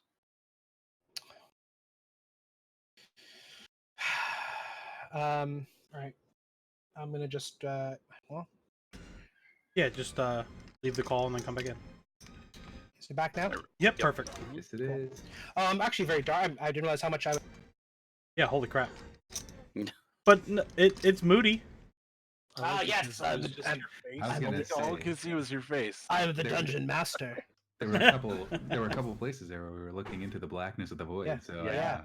Fantastic. Yeah, you know what? It was on purpose. That's right. All according to plan. You look back up. What are you at total now? A 5 total. 2 more than you were, right? Yeah. You look up and you see the etchings a little more clearly. You can make out a few more of the worlds. You can see now not just the numbers on the dial, but the dial itself, as it were. You can see a little bit of the mechanism. You have a faint memory now of being up there and using it. Some part of you came back. I'm going to give you, my friend, the aspect. How to phrase this? He's seen some stuff. No. Well, specifically, he's going to start getting flashbacks of things that haven't happened yet. At bad Back times. to the Future. That's really good. That actually does work.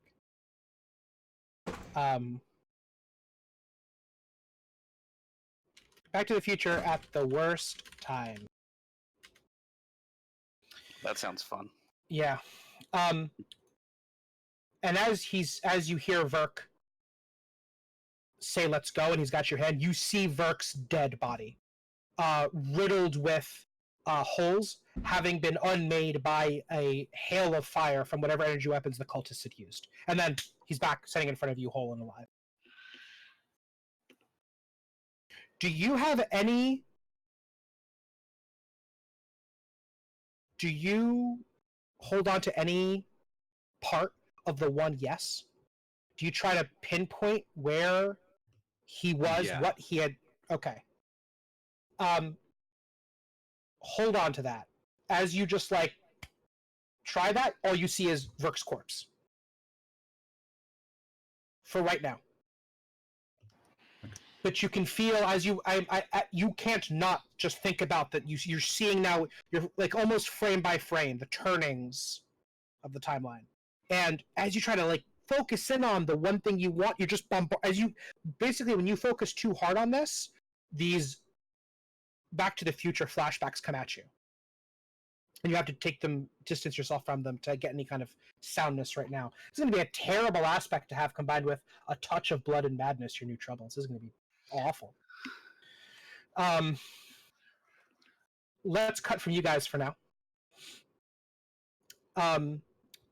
Talab, as you continue to walk now, how do you feel? You see, you now, I don't know what you know to be true, what Talab thinks is true. But it's pretty clear.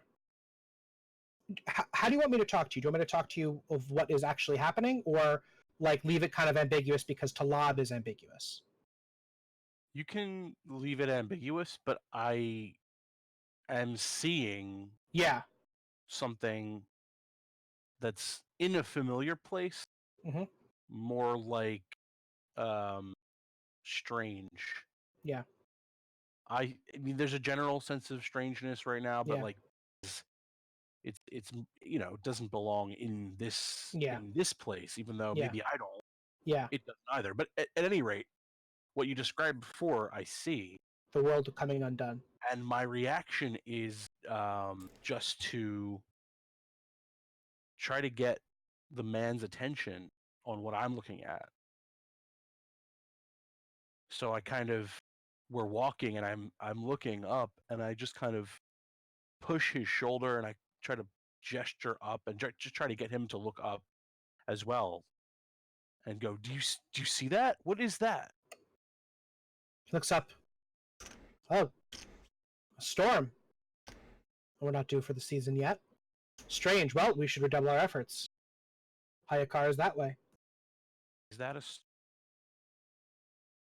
not I stop. I pause for a second. Like maybe he's right. Maybe that's just a storm. Like Yeah.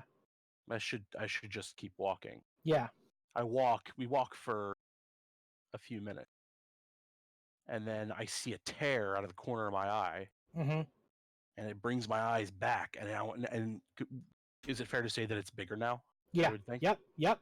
It's getting bigger, and I start to get nervous again. So I try to get his attention. It's the storm's upon us. It's going to swallow us. And he looks up and he says, "Well, that's not." And then it's like he glitches out. Well, that's not. Well, we should. And that on his knees, weeping, sobbing into the sand, standing back up, arms open, waiting for it, running for his life. He just is fragmented between different versions of himself. As the world begins to come undone, as causality itself, as the timelines for this world just start to break themselves apart. I break free from him, and I look around. Is there anything in any direction? I'm looking around. Mm-hmm. I don't know what for. Yeah. Is there anything other than this tear and the man? Endless sands in all directions. Okay. In that case, I just run the opposite direction that we were walking. Okay. I tear off Mhm. running, and it's tough because it's sand, so it's Yeah. slipping on. I'm Yep. falling. I'm thirsty, Mm-hmm. hungry, but I'm just running as hard as I can. Jonas, you see this in the flower as it minutes away now from dissolving completely into nothingness. And the gardener at Crayo's hands have passed over it to another flower, a world of songs, where he wants you to adjust gravity by a 0.25% later.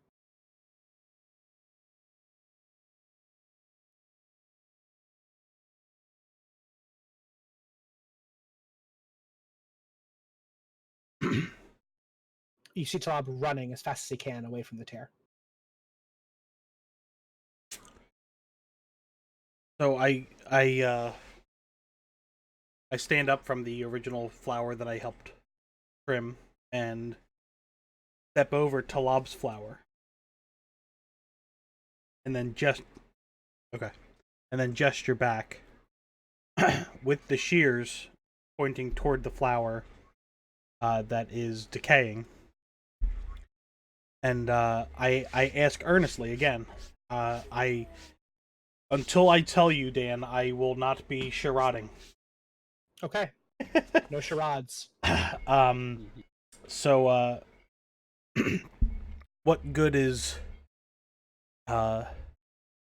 curating a garden when you have such valuable things that you allow fall apart? Some things need to fall apart. Nothing can stay standing forever. For new life to grow, old life must be cut. And the flower that was curated not by you, but by a false hand in the garden, is allowed to just wither away. I am one gardener. I can only preserve my own art. I cannot judge the art of others. You can hear in his voice that's not quite true. He has this disdain. He has a clear vision of what he believes is the right place to clip, the right kind of garden. And perhaps he's seen others that he doesn't care for. But if you are fishing for answers, he doesn't discourage you from the idea of other gardens and other gardeners. While this is happening with Jonas, Mhm. are we able to like make our way into this world? Sure. Yeah. Yeah, because that would be Davros's intent, Mhm. because and in a hurried fashion as well. Mhm. As you walk out into those open doors, you get a flash and you see yourself just turning it, and the door, the spire is like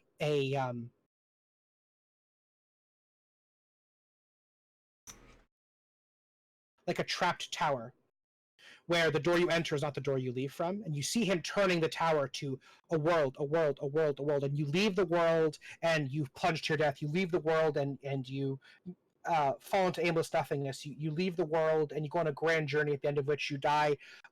You find love. You are married. You have children. You die happy and content. And that's not good if he keeps twisting it. And you see yourself setting the dial, setting the tower, so it opens into the garden and then stopping.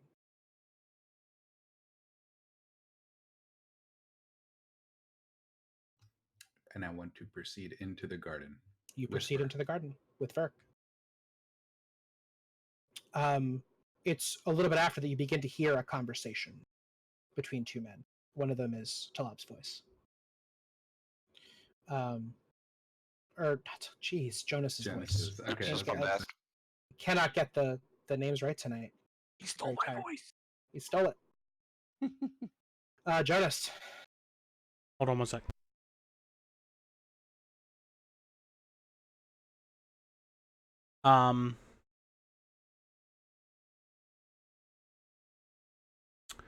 No, I get that there are other shears and other gardens. He scoffs as if like, yeah, but who cares about them? You're right. I don't either.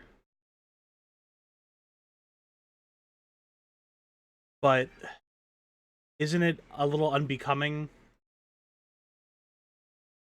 to allow your vision to be tainted by somebody else's hand?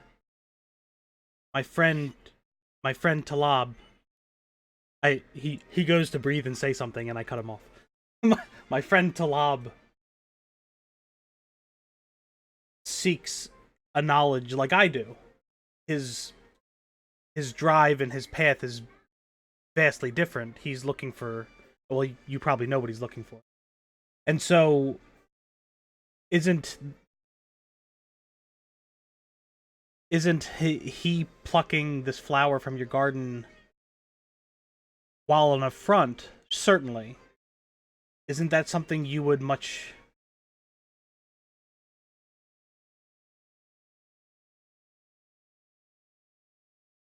How do we get him back? He looks at you, cocks an eyebrow, looks at the flower. Let him spend his last few minutes running in fear of what he himself has wrought. What power he tried to wield and failed because he was an idiot. Am I close enough to hear this yet? You are closer to hear it. And as you get closer, that click again, you see the dial turn, and you see Talab, his hand off of the flower, remembering the words of the gardener. You see the dial turn. You see your future self turn it so Talab does pull it. You see yourself kill Talab. I'm going to shout out to Jonas. I'm going to shout out to Jonas. Just pull Talab up. Those three. The gardener stands and looks at you, and then down. He goes to. Oh, okay. He stands and looks at you, reaches for the shears, realizes he's not holding them, and then looks down to you, Jonas. We might have to roll initiative here.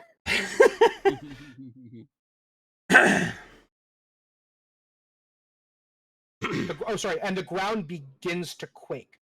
Verk, I don't know if you fully understand this because you're Verk, but Davros, it becomes clear the realization you're also reasonably adept with world right. This is his domain. This is his divinely morphic plane. So There is trouble brewing here. What do you guys do? Oh, all right, Peyton. At this point, just because I don't know what's going on, I'm purely following Davros's lead. Mm-hmm. But if I can hear in his voice like a sense of impending danger, kind of thing, Yeah. I will be quick to jump in accordingly. Okay. By the way, let's make this cleaner. Can we say that when you landed at the bottom of the stairs, Rilo took Nameless Crewman off your shoulders and she's supporting him, so that you're free and I have a good reason for the two of them to be occupied? I figured she would have taken him from me at the door and Perfect. Yep, what I went exactly what back for. happened. Yeah. Yeah.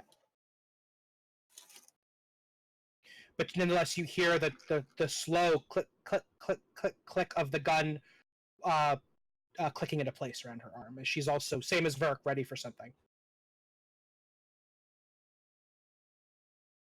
So we have about a second. So he stands up. You see him reach for something. You don't know what it is, Davros.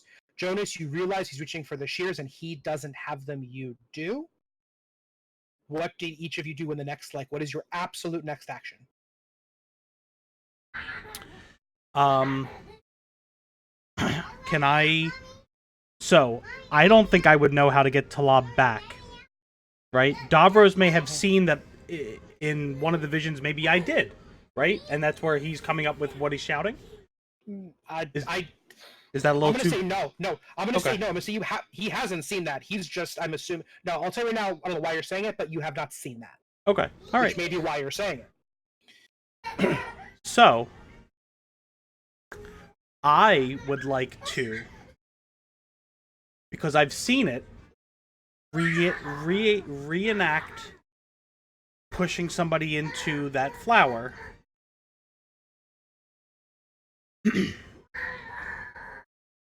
But it's not going to be a person. I'm going to try to push the shears.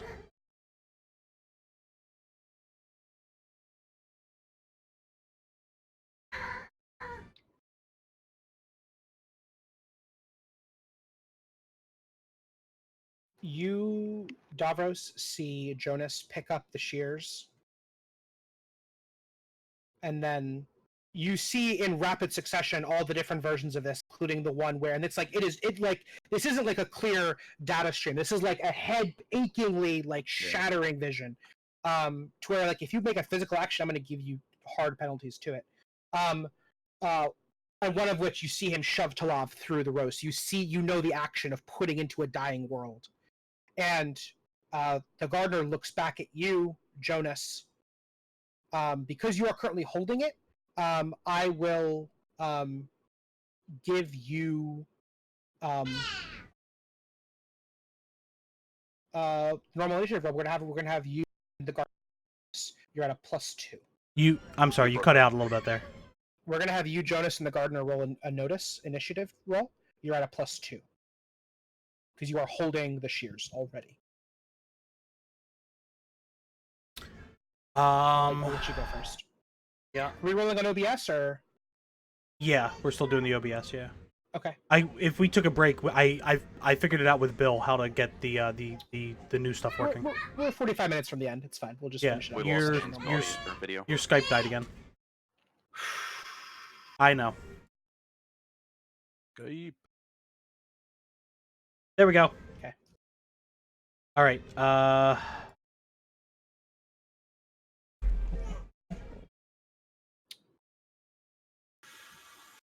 right. What's your total? A -1. Oh, notice. A 1. Okay. Sorry, 0. Excuse me. Okay. I'm rolling at a +2 total.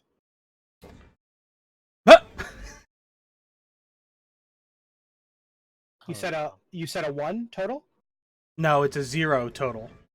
Let's just roll again, my friend. Okay. Your Skype died Unless you again wanna- somehow. I don't know what the deal is. Listen. There you are. I'll unplug a different random USB elsewhere on my computer. It's now unplugged. Okay. All right. I'm clearing yours. We're rolling again, right? Yep. Unless you want to invoke some No, I'm good. I'm good at a 7. yeah. And now he just rolls a like 20. You know. If he's ever rolling at a +2, I don't think he can be. I couldn't. All right, it's your action. You just drop the shears with intent. No. No. No. How do you do it? I have to walk back over to the flower. So I click the shears open and close to the rhythm of the Song of the Tomb. Mm. And then dangle them over the flower and let them go.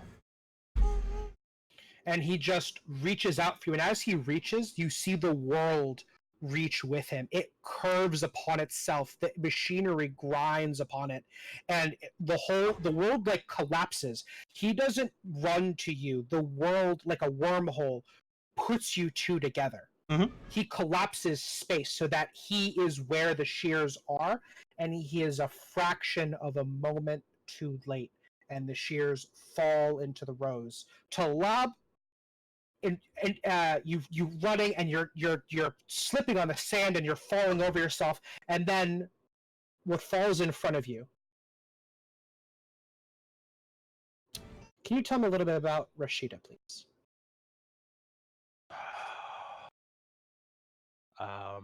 Sheeta. He's known her since he was very young, but they were more of like a brother and sister, honestly, until they reached like their teenage years, and he didn't.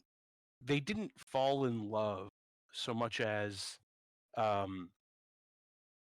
she needed saving, and he wasn't there for her. Or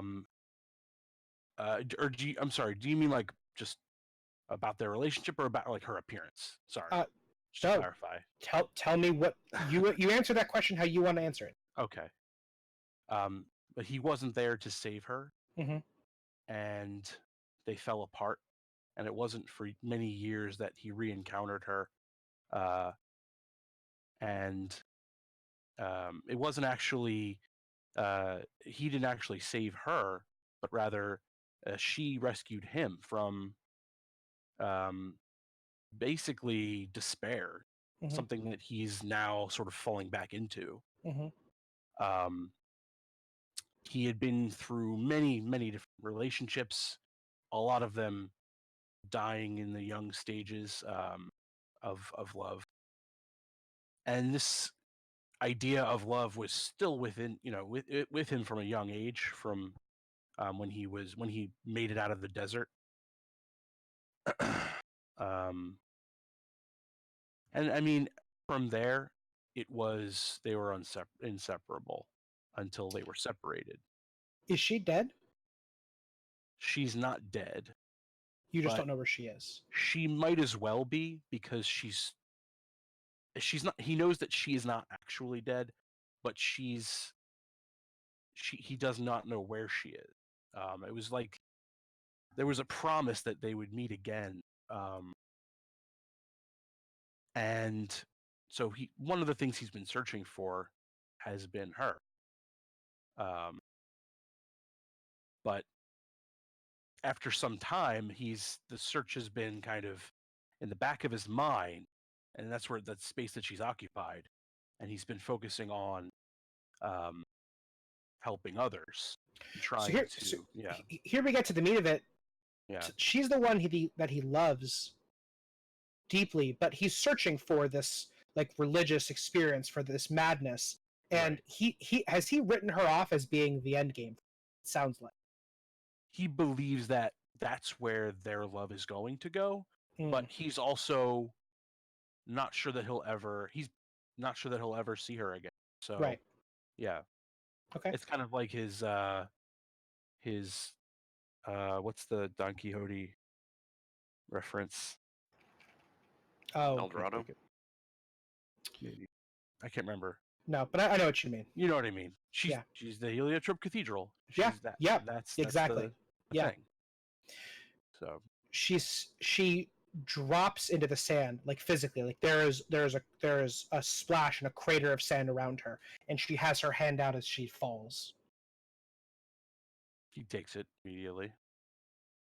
She smiles, and the world at that you see the tear ripping open, increasing exponentially in speed with that the sound of silence ripping through what's left of this. You see all the different versions of your teacher shatter into nothingness, completely unmade. And right as he grabs her hand, the world falls out from under them, and you're standing now, feet uh, on top of this now completely dissolved rose. Just you see maybe the last bit of thorns sink into the earth, and you're holding the shears. And you look up and you see that Jonas is sitting there with a Jonas look on his face, hand like this, having just dropped it. Actually, oh my god, you dropped it? You come in holding Jonas's hand is over top of the shears, right as it was, and you appear holding because you have grabbed her hand like this. Mm-hmm. You Jonas, your hand on top, Talab your hand on the bottom of the shears. Verk ready to fight, Rilo gun cocked, Davros kind of holding his head. You have your nose is bleeding at this point, and the world now collapsed upon itself, such that this man Akreo is right there. Which means also, since all things have collapsed, the doorway is right there, the trees, the garden, all the flowers. He's pulled himself right towards you. Talab, I will give you your initiative. What do you do? He looks at Jonas. There's a look of he's maybe not sure that his questioning is the end. Like maybe there's something more. Like he's come to that realization now. I mean, not it. He that's he doesn't understand really what the shears do, Sure. but something has clicked in him. I mean, he lets go of them and turns to the gardener, and asks, uh,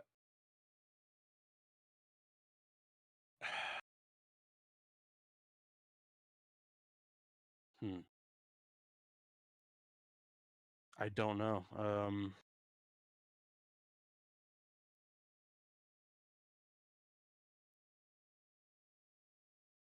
Yeah.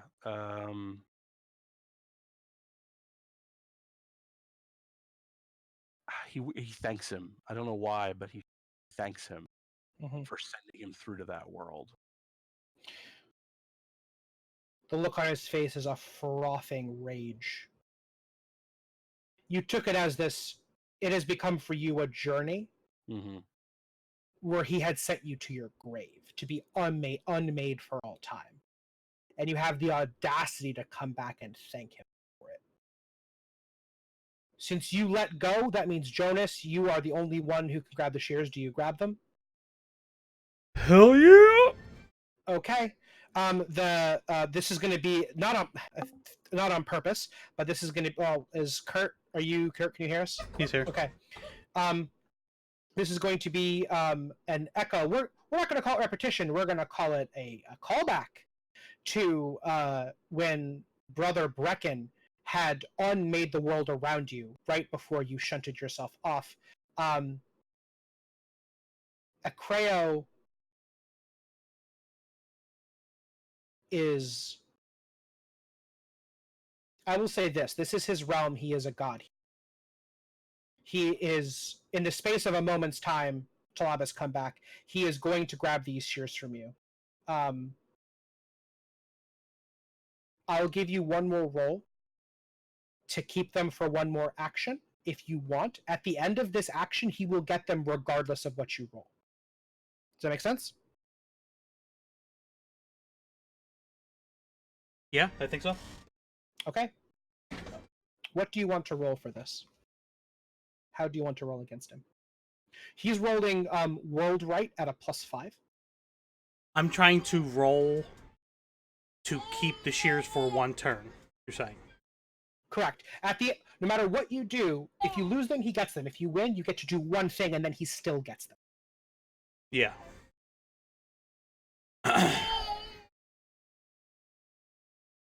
And he's rolling world at a +5. He's going to just will himself upon those shears. Like, he's going to get them.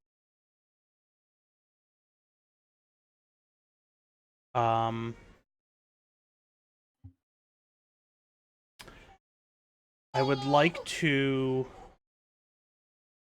Oh man. I would like to. Dan, I would like to pull a charade. A charade. I would. You said. I said I would tell you when I was pulling one. Ah, you're right. I would like to play a little sleight of hand game. Offer the shears to him. Pointy end first, by the way, in the non-etiquette way of handing somebody something sharp. Mm-hmm. But I would like to roll a deception against him to maneuver my gypsy pamphlet in replace of the shears. Okay. So he's holding that, but then after that, he's then going to have the shears. Correct. It like he'll look down, he'll notice he doesn't have it, and then he'll just be like, "Oh, give those like thanks," and then just take it back. Yeah, I got you. You're okay with that? That's what you want. To get the one action with them. Yeah. Okay. Deception. Roll that against me. I'm rolling. Oh, do you want to, how dramatic would you like? Do you want me to roll first?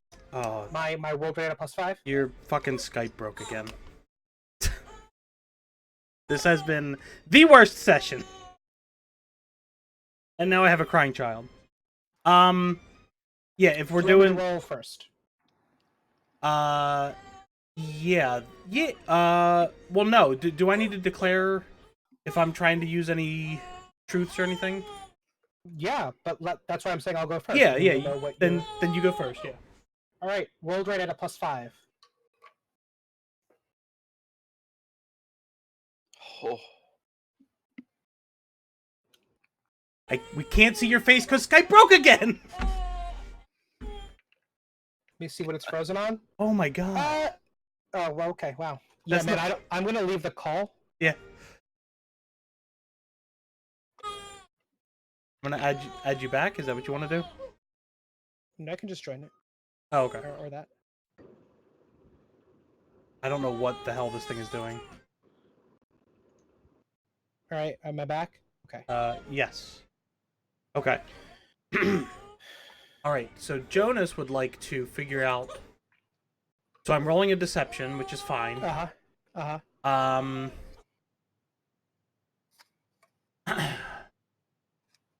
And I think I'm going to.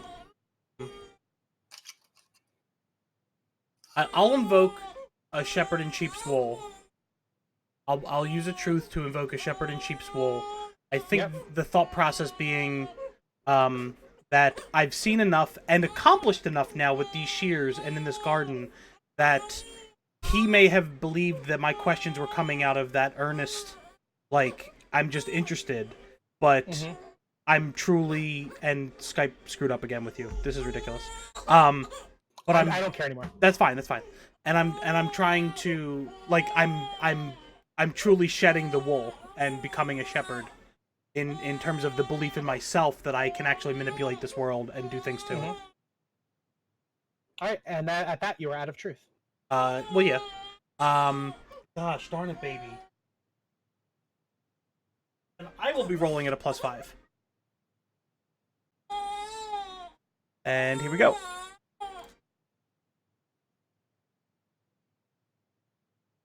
Jeez, of course. Total of +7 against a +2. So you both succeed with style and have an additional boost on top of it. You can put a straight up aspect into play with a free invoke on it.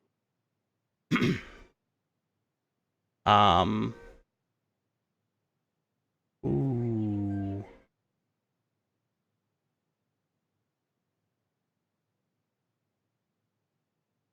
I'm sorry, I'm dealing with the Yeah. baby crying and stuff. Oh. So can I do something with him being? No. How about We lost Kurt What do you mean? from Oh, he went Discord. into- Oh, what is He going probably on? can't even hear us. He went AFK, but how do we tell him? Shit. Message. This is so weird. Yeah, this is all around a really technically poor.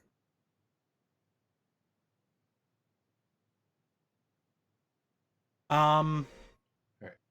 There, he's back. So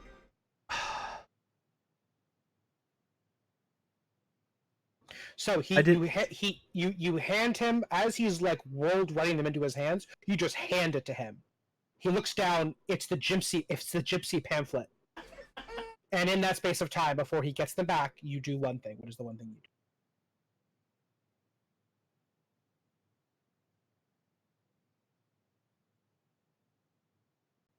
um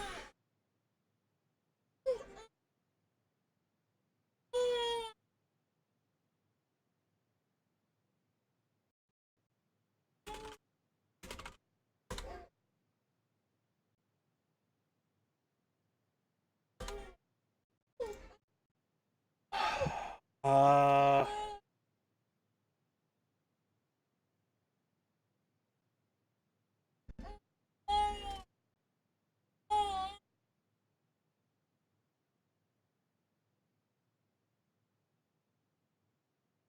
I'm at a loss. I gotta get ideas or something because I can't concentrate with my kid screaming. No, I got you. No, Yeah. I get it. Can you cut him? Can I? Take the shears and cut the gardener? Oh, as he's looking down at the pamphlet and like try to jab them at him. Jab him or snip him. You totally can. I will tell you right now what that does because you're not an idiot, Jonas. Yeah. He. The flowers are the pathways to these worlds. This is his world. You will straight up destroy this world, which is fine if that's what you want to do, and you have like a way that can be turned to your advantage. But that's what you'll do. You can also throw them to give us an opportunity to escape. I already the terms of the roll were he gets them at the end of this action, like no matter what.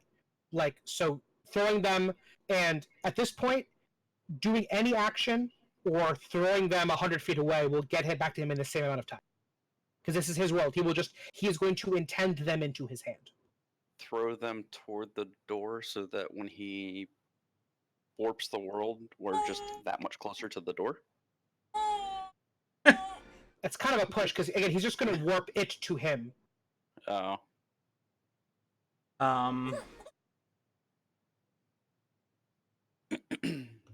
You could destroy them.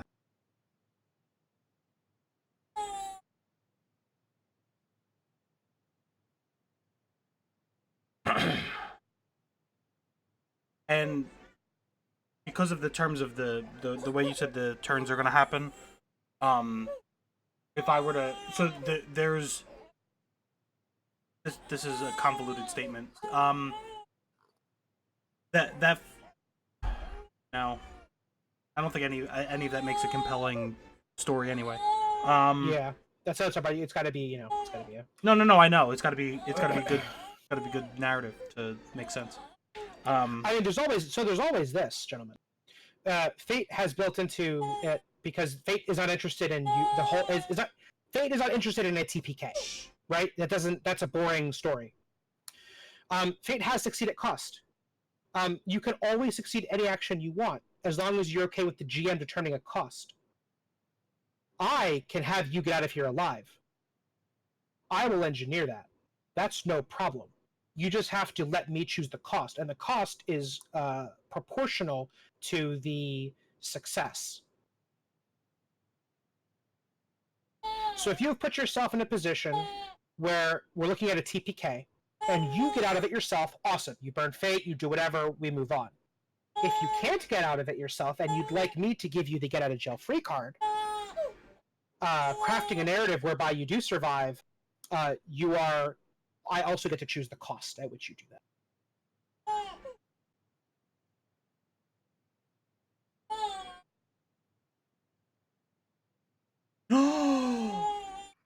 No.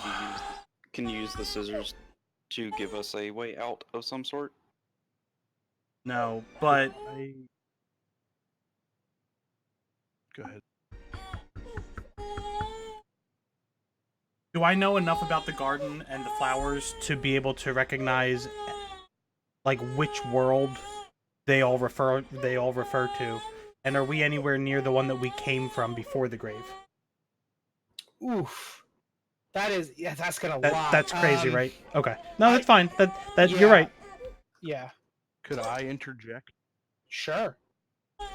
After thanking him and this exchange goes on, I want to try to put my hands on each of their chests and turn to the gardener after thanking him, and he had that reaction like you said where he's Yeah. offended, and I just want to sincerely, and I do want to make a rapport roll, Okay. and sincerely apologize. I want to say I'm sorry. You were right. It was my mistake. Please let me fix it. Let us fix it. Don't destroy everything. This place is beautiful. And I want to, like I said, roll rapport. Are you gonna use your stunt? Yeah. Yes, I'm going to use my stunt. Yeah. Yeah. All right. Roll me rapport. So- It's an ob 5 because he is absolutely catastrophic. I'm gonna also burn. By the way, he wasn't gonna blow this place up. That's what maybe Jonas was gonna do. He was just gonna get that thing back and shove all of you into it like the blackest pit of unself. Okay. Like he was not gonna destroy this. He's gonna destroy all of you guys. That's fair. This is just the way I'm looking at it, especially Sure. after having seen Yeah. the one world kind of Yeah. being destroyed and then everything kind of shrinking in. Yeah. But I'm also going to burn a truth to invoke. Don't overthink it. Mhm. That's Instead of taking an action to save yourself, which might be tactically sound, you just fall on his mercy. yes, basically yeah. So I will roll my core is at a 3. Okay. And you're rolling at a +2 from your stunt and a +2 from your aspect. Yes. Did that Sure, come on? Disappeared. Well, Fratz's dice is still on the screen. It looks like. Oh. Thought Fratz, can you unclick it? You're muted. Okay. No. Who's muted? Frats is muted. Yeah, my bad. I took mine off, but I don't know what Ted's is. I didn't see Ted's either. Ted's is you're up now. I don't see it on the stream. For me, I'm not seeing it, but I click. Okay. Give it. Sorry about this. I thought I rolled. I don't know why it's disappearing automatically. Okay, I see a Alright. +1. I saw a +1 on the now screen it's just now. gone We're gonna again. keep. But I saw it. We'll keep the +1 roll. Okay. So +1, +3, that's 8 against a 5. So you succeed with a boost. The boost is going to be called on the scene. It's going to be called a moment of compassion with 1 free invoke. It lasts for the next 30 seconds because it's a boost on an aspect. And he looks at you now. Like I said, now holding the. So this is on Frats. Frats, are you letting that be the action? With the time that you've bought, is that what you do with it, or is that what you let Talab do with it? He's gone. Okay. Oh. I didn't realize he had gotten up. Can we allow the silence to be a yes? I know he was kind of at a loss before. Yeah, I think that's totally fair. Jonas is coming up. Did you hear what happened with Talab, Frats? Yeah, No, I really didn't. That's okay. No, this makes sense. Jonas is at a loss. He doesn't know what to do. He doesn't have a good plan. He used his subterfuge to put the gypsy pamphlet in his hand, but has nothing to back it up. And while he's racking his brains for some scheme, Talab breaks a silence and says, "I'm sorry." And Jonas, whatever harebrained scheme you were on the verge of constructing, but needed a moment more to do it, a moment you didn't have because he was about to get the shears, Talab interrupts it. And now Akreo is holding the shears, and he looks at you, Talab. 8 of rapport against a 5.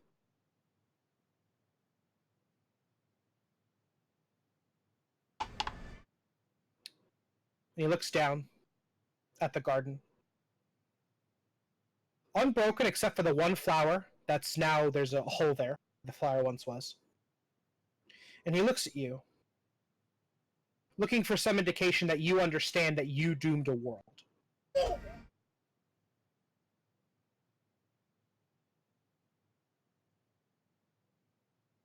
I can never repay that, and I'm sorry. But if there's anything that I could do, I will. Funny you should say that. I have a proposition. He looks at you and he explains this to you thusly. I'm going to do this out of character because it's tricky to find a way to do this in character. He will let you go. He will let all of you go, but you must repair what you have broken. Every time you guys, I'm going to put an aspect into play. I'm going to put it on you, and I'm going to replace an existing aspect on you, Talab. Okay. Because we are saving a TPK here, so this is going to be your cost for this. Any world you go to, I am going to put into play for you exclusively a task, a repair. Something in this world is broken and you are going to fix it. You cannot leave that world until it is fixed. If you do, if the party world hops before you fix it, you die immediately. Okay. How does that sound? I agree. What's the name for this aspect?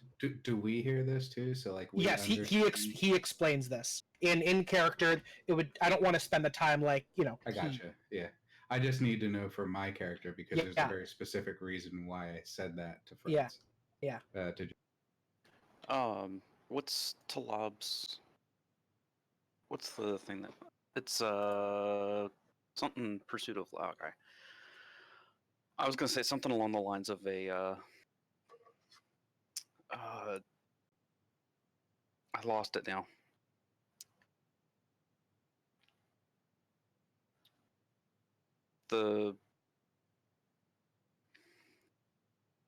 Nope, it's gone.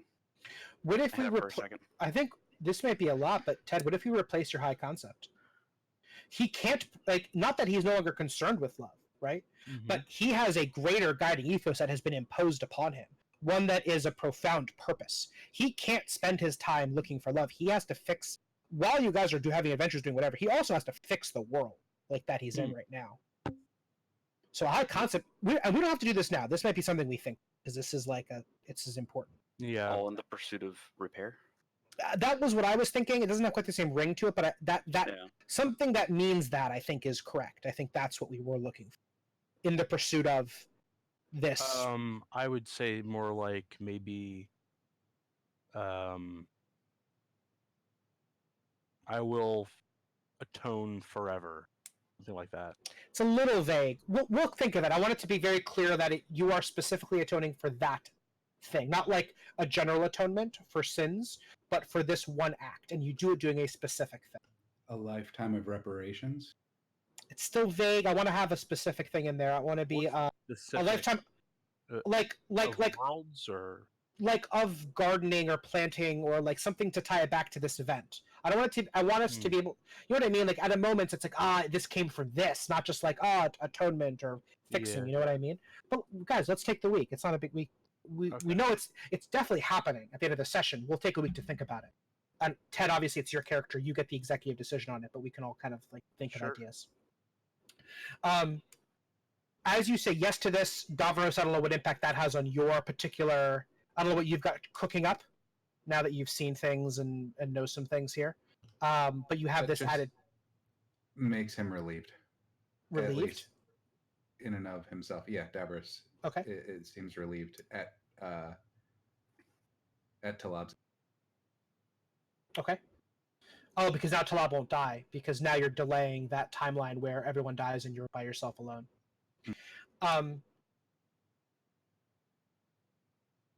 Jonas, he's about to shunt you guys from this world back to the tower. You were this close. You had, physically in your hand, actually, had an instrument of divine power. And once again, you leave here with nothing. From your perspective, no power. Can I amend the nothing? What do you want to leave here with? I was gonna say like, but knowledge, but clearly you have a. Could I? I mean, you. There could be a very clearly blank, absolutely not to this, obviously, but could I reach into the closest flower on our way out and grab the navigator? No, I won't let you fuck with the worlds at all. Like the conditions were like, he has this like task upon him. He'll be like, wow, okay, and then just TPK you. So let's not risk. Yeah.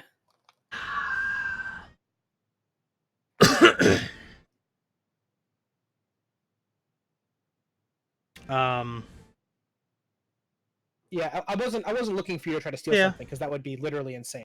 But I like this trend. But I really like this. Jonas always gets close to godhood, leaves with nothing, but but knowledge. He keeps learning of these ways of divinity, and I think I don't know if that clicks for him yet, but I feel like it's going to at some point. He doesn't leave with the gun in his hand, but he learns a little more about how to build a gun every time. He's experienced these different ways of it, right? You had for a moment when you pulled all your power together to break apart. What was Hawkwood? No. Hawthorne? Nope. Harkwell? Harkwell. Yeah. Remember? And then again, a little bit later, you had divinity. Before that, in Madness, you held divinity for a moment. There's the divine fires. You had. I remember I gave you the aspect, or not aspect. It was D&D, but you had a shard of divinity for 1 second. Right? And now again, you've got this. You're talking to the Leviathan, the creature of untold power, or at least a piece of it, offering you something before that was shattered in front of you. And now for the 4th time, you had in your hand this tool of divinity in a world wherein you were sitting at the foot of a god in tutelage, and leave with nothing again. But each time you've experienced a different kind of divinity. I think that's an interesting parallel that I'm genuinely not doing on purpose, but it keeps happening, and I think that's really cool. So I don't know. It's up to you if Jonas leaves here with that understanding, or is still just like, fuck again, I lost godhood. Great. No, I think there's a spark there. I think when Kirk kind of came up with that little mention about how Jonas keeps at it because he's not getting anything, and it's he was trying to build Talab up, I think, at the moment, and saying and he was directly insulting Jonas. Yeah, well, yeah, in probably the journey more so, I thought, than the person, but I think that's where Jonas understands this. This is starting to click versus what Davros is seeing. Davros is seeing the failures, and like, oh, you aren't a god yet. Haha, your journey's dumb. But I'm getting a little bit and a little bit and a little bit and a little bit, and I think he sees it for sure. It's definitely not manifesting the way he wants to, but yeah. Kreia looks at you, Talab, and says, "If I ever see your face again, it will be the last time.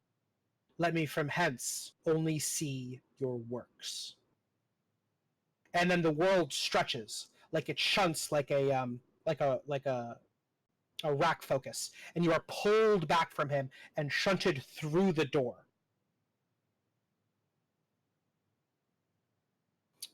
And in your hand, you are holding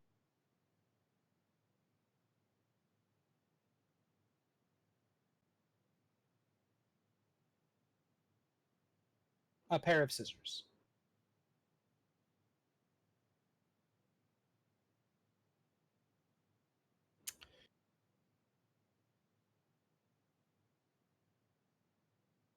Let's end there. There's a lot to digest. There's a lot of things still in here that can be manipulated. There's the whole looking back in time and the celestial cartography that Davros has briefly looked at and touched on. There's the doors you can reopen. You also now learned that your future self had oriented, so you know the tower can be oriented to curve to different orientations in space-time. Talab has a new task. And so between the two of you, that's mostly the thing I want to like take a breather and focus on. Are we still old? Oh God, I forgot about that. Yeah, yep, that happened. Like you're still. Oh, by the way, these two guys are super old now. Just FYI. Rilo and older. Rilo and Nameless are too, I would guess. Yeah. So you guys may want to deal with that or find a way to fix that.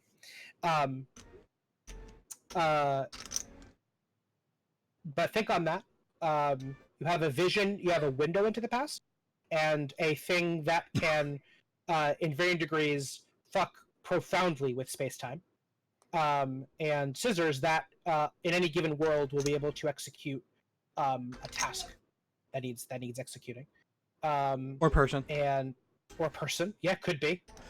This is gonna be a fun thing for me. So I have to make a world that you guys go to, and then be like, "Oh, cool! Here's the thing Talab has to do," and it's gonna be great because every time it's gonna be terrible.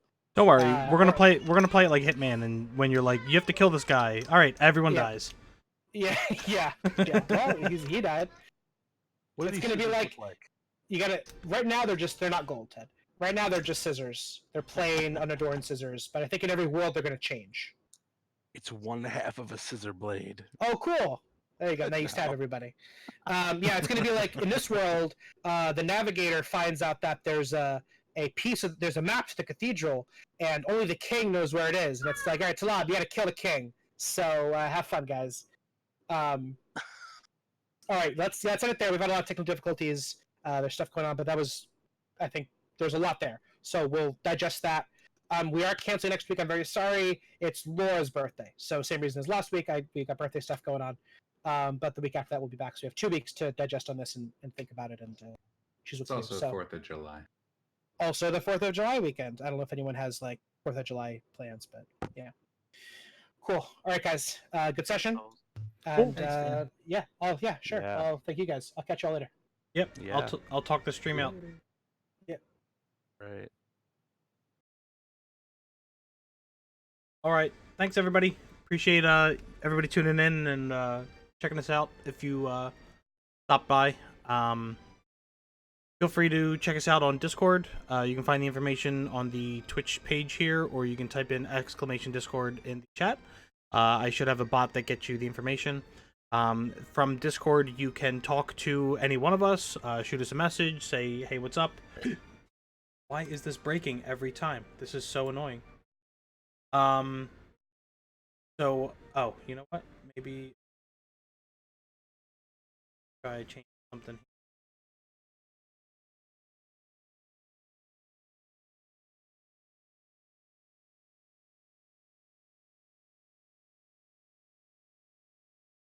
Okay, alright. So you can check us out on Discord. I have my Twitter, and I upload these to YouTube after each session, usually by the next day. So feel free to check it out on YouTube. Oh, and now that the call's over, the okay. So yeah, feel free to check us out on YouTube. And hit us up if you guys are interested or want to shoot us a message or have any questions. Like Dan said, the week of July 4th coming up is July, looks like 7th. We are going to have to skip. We have some of our group has plans. So we'll come back on July 14th with our hopefully regularly scheduled session, picking up where Dan has left us with being in the shrine, the Leviathan, Talab now having a specific direction, and seeing what other shenanigans we can get ourselves into, it looks like. So thanks again. I appreciate it. And everybody have a wonderful evening.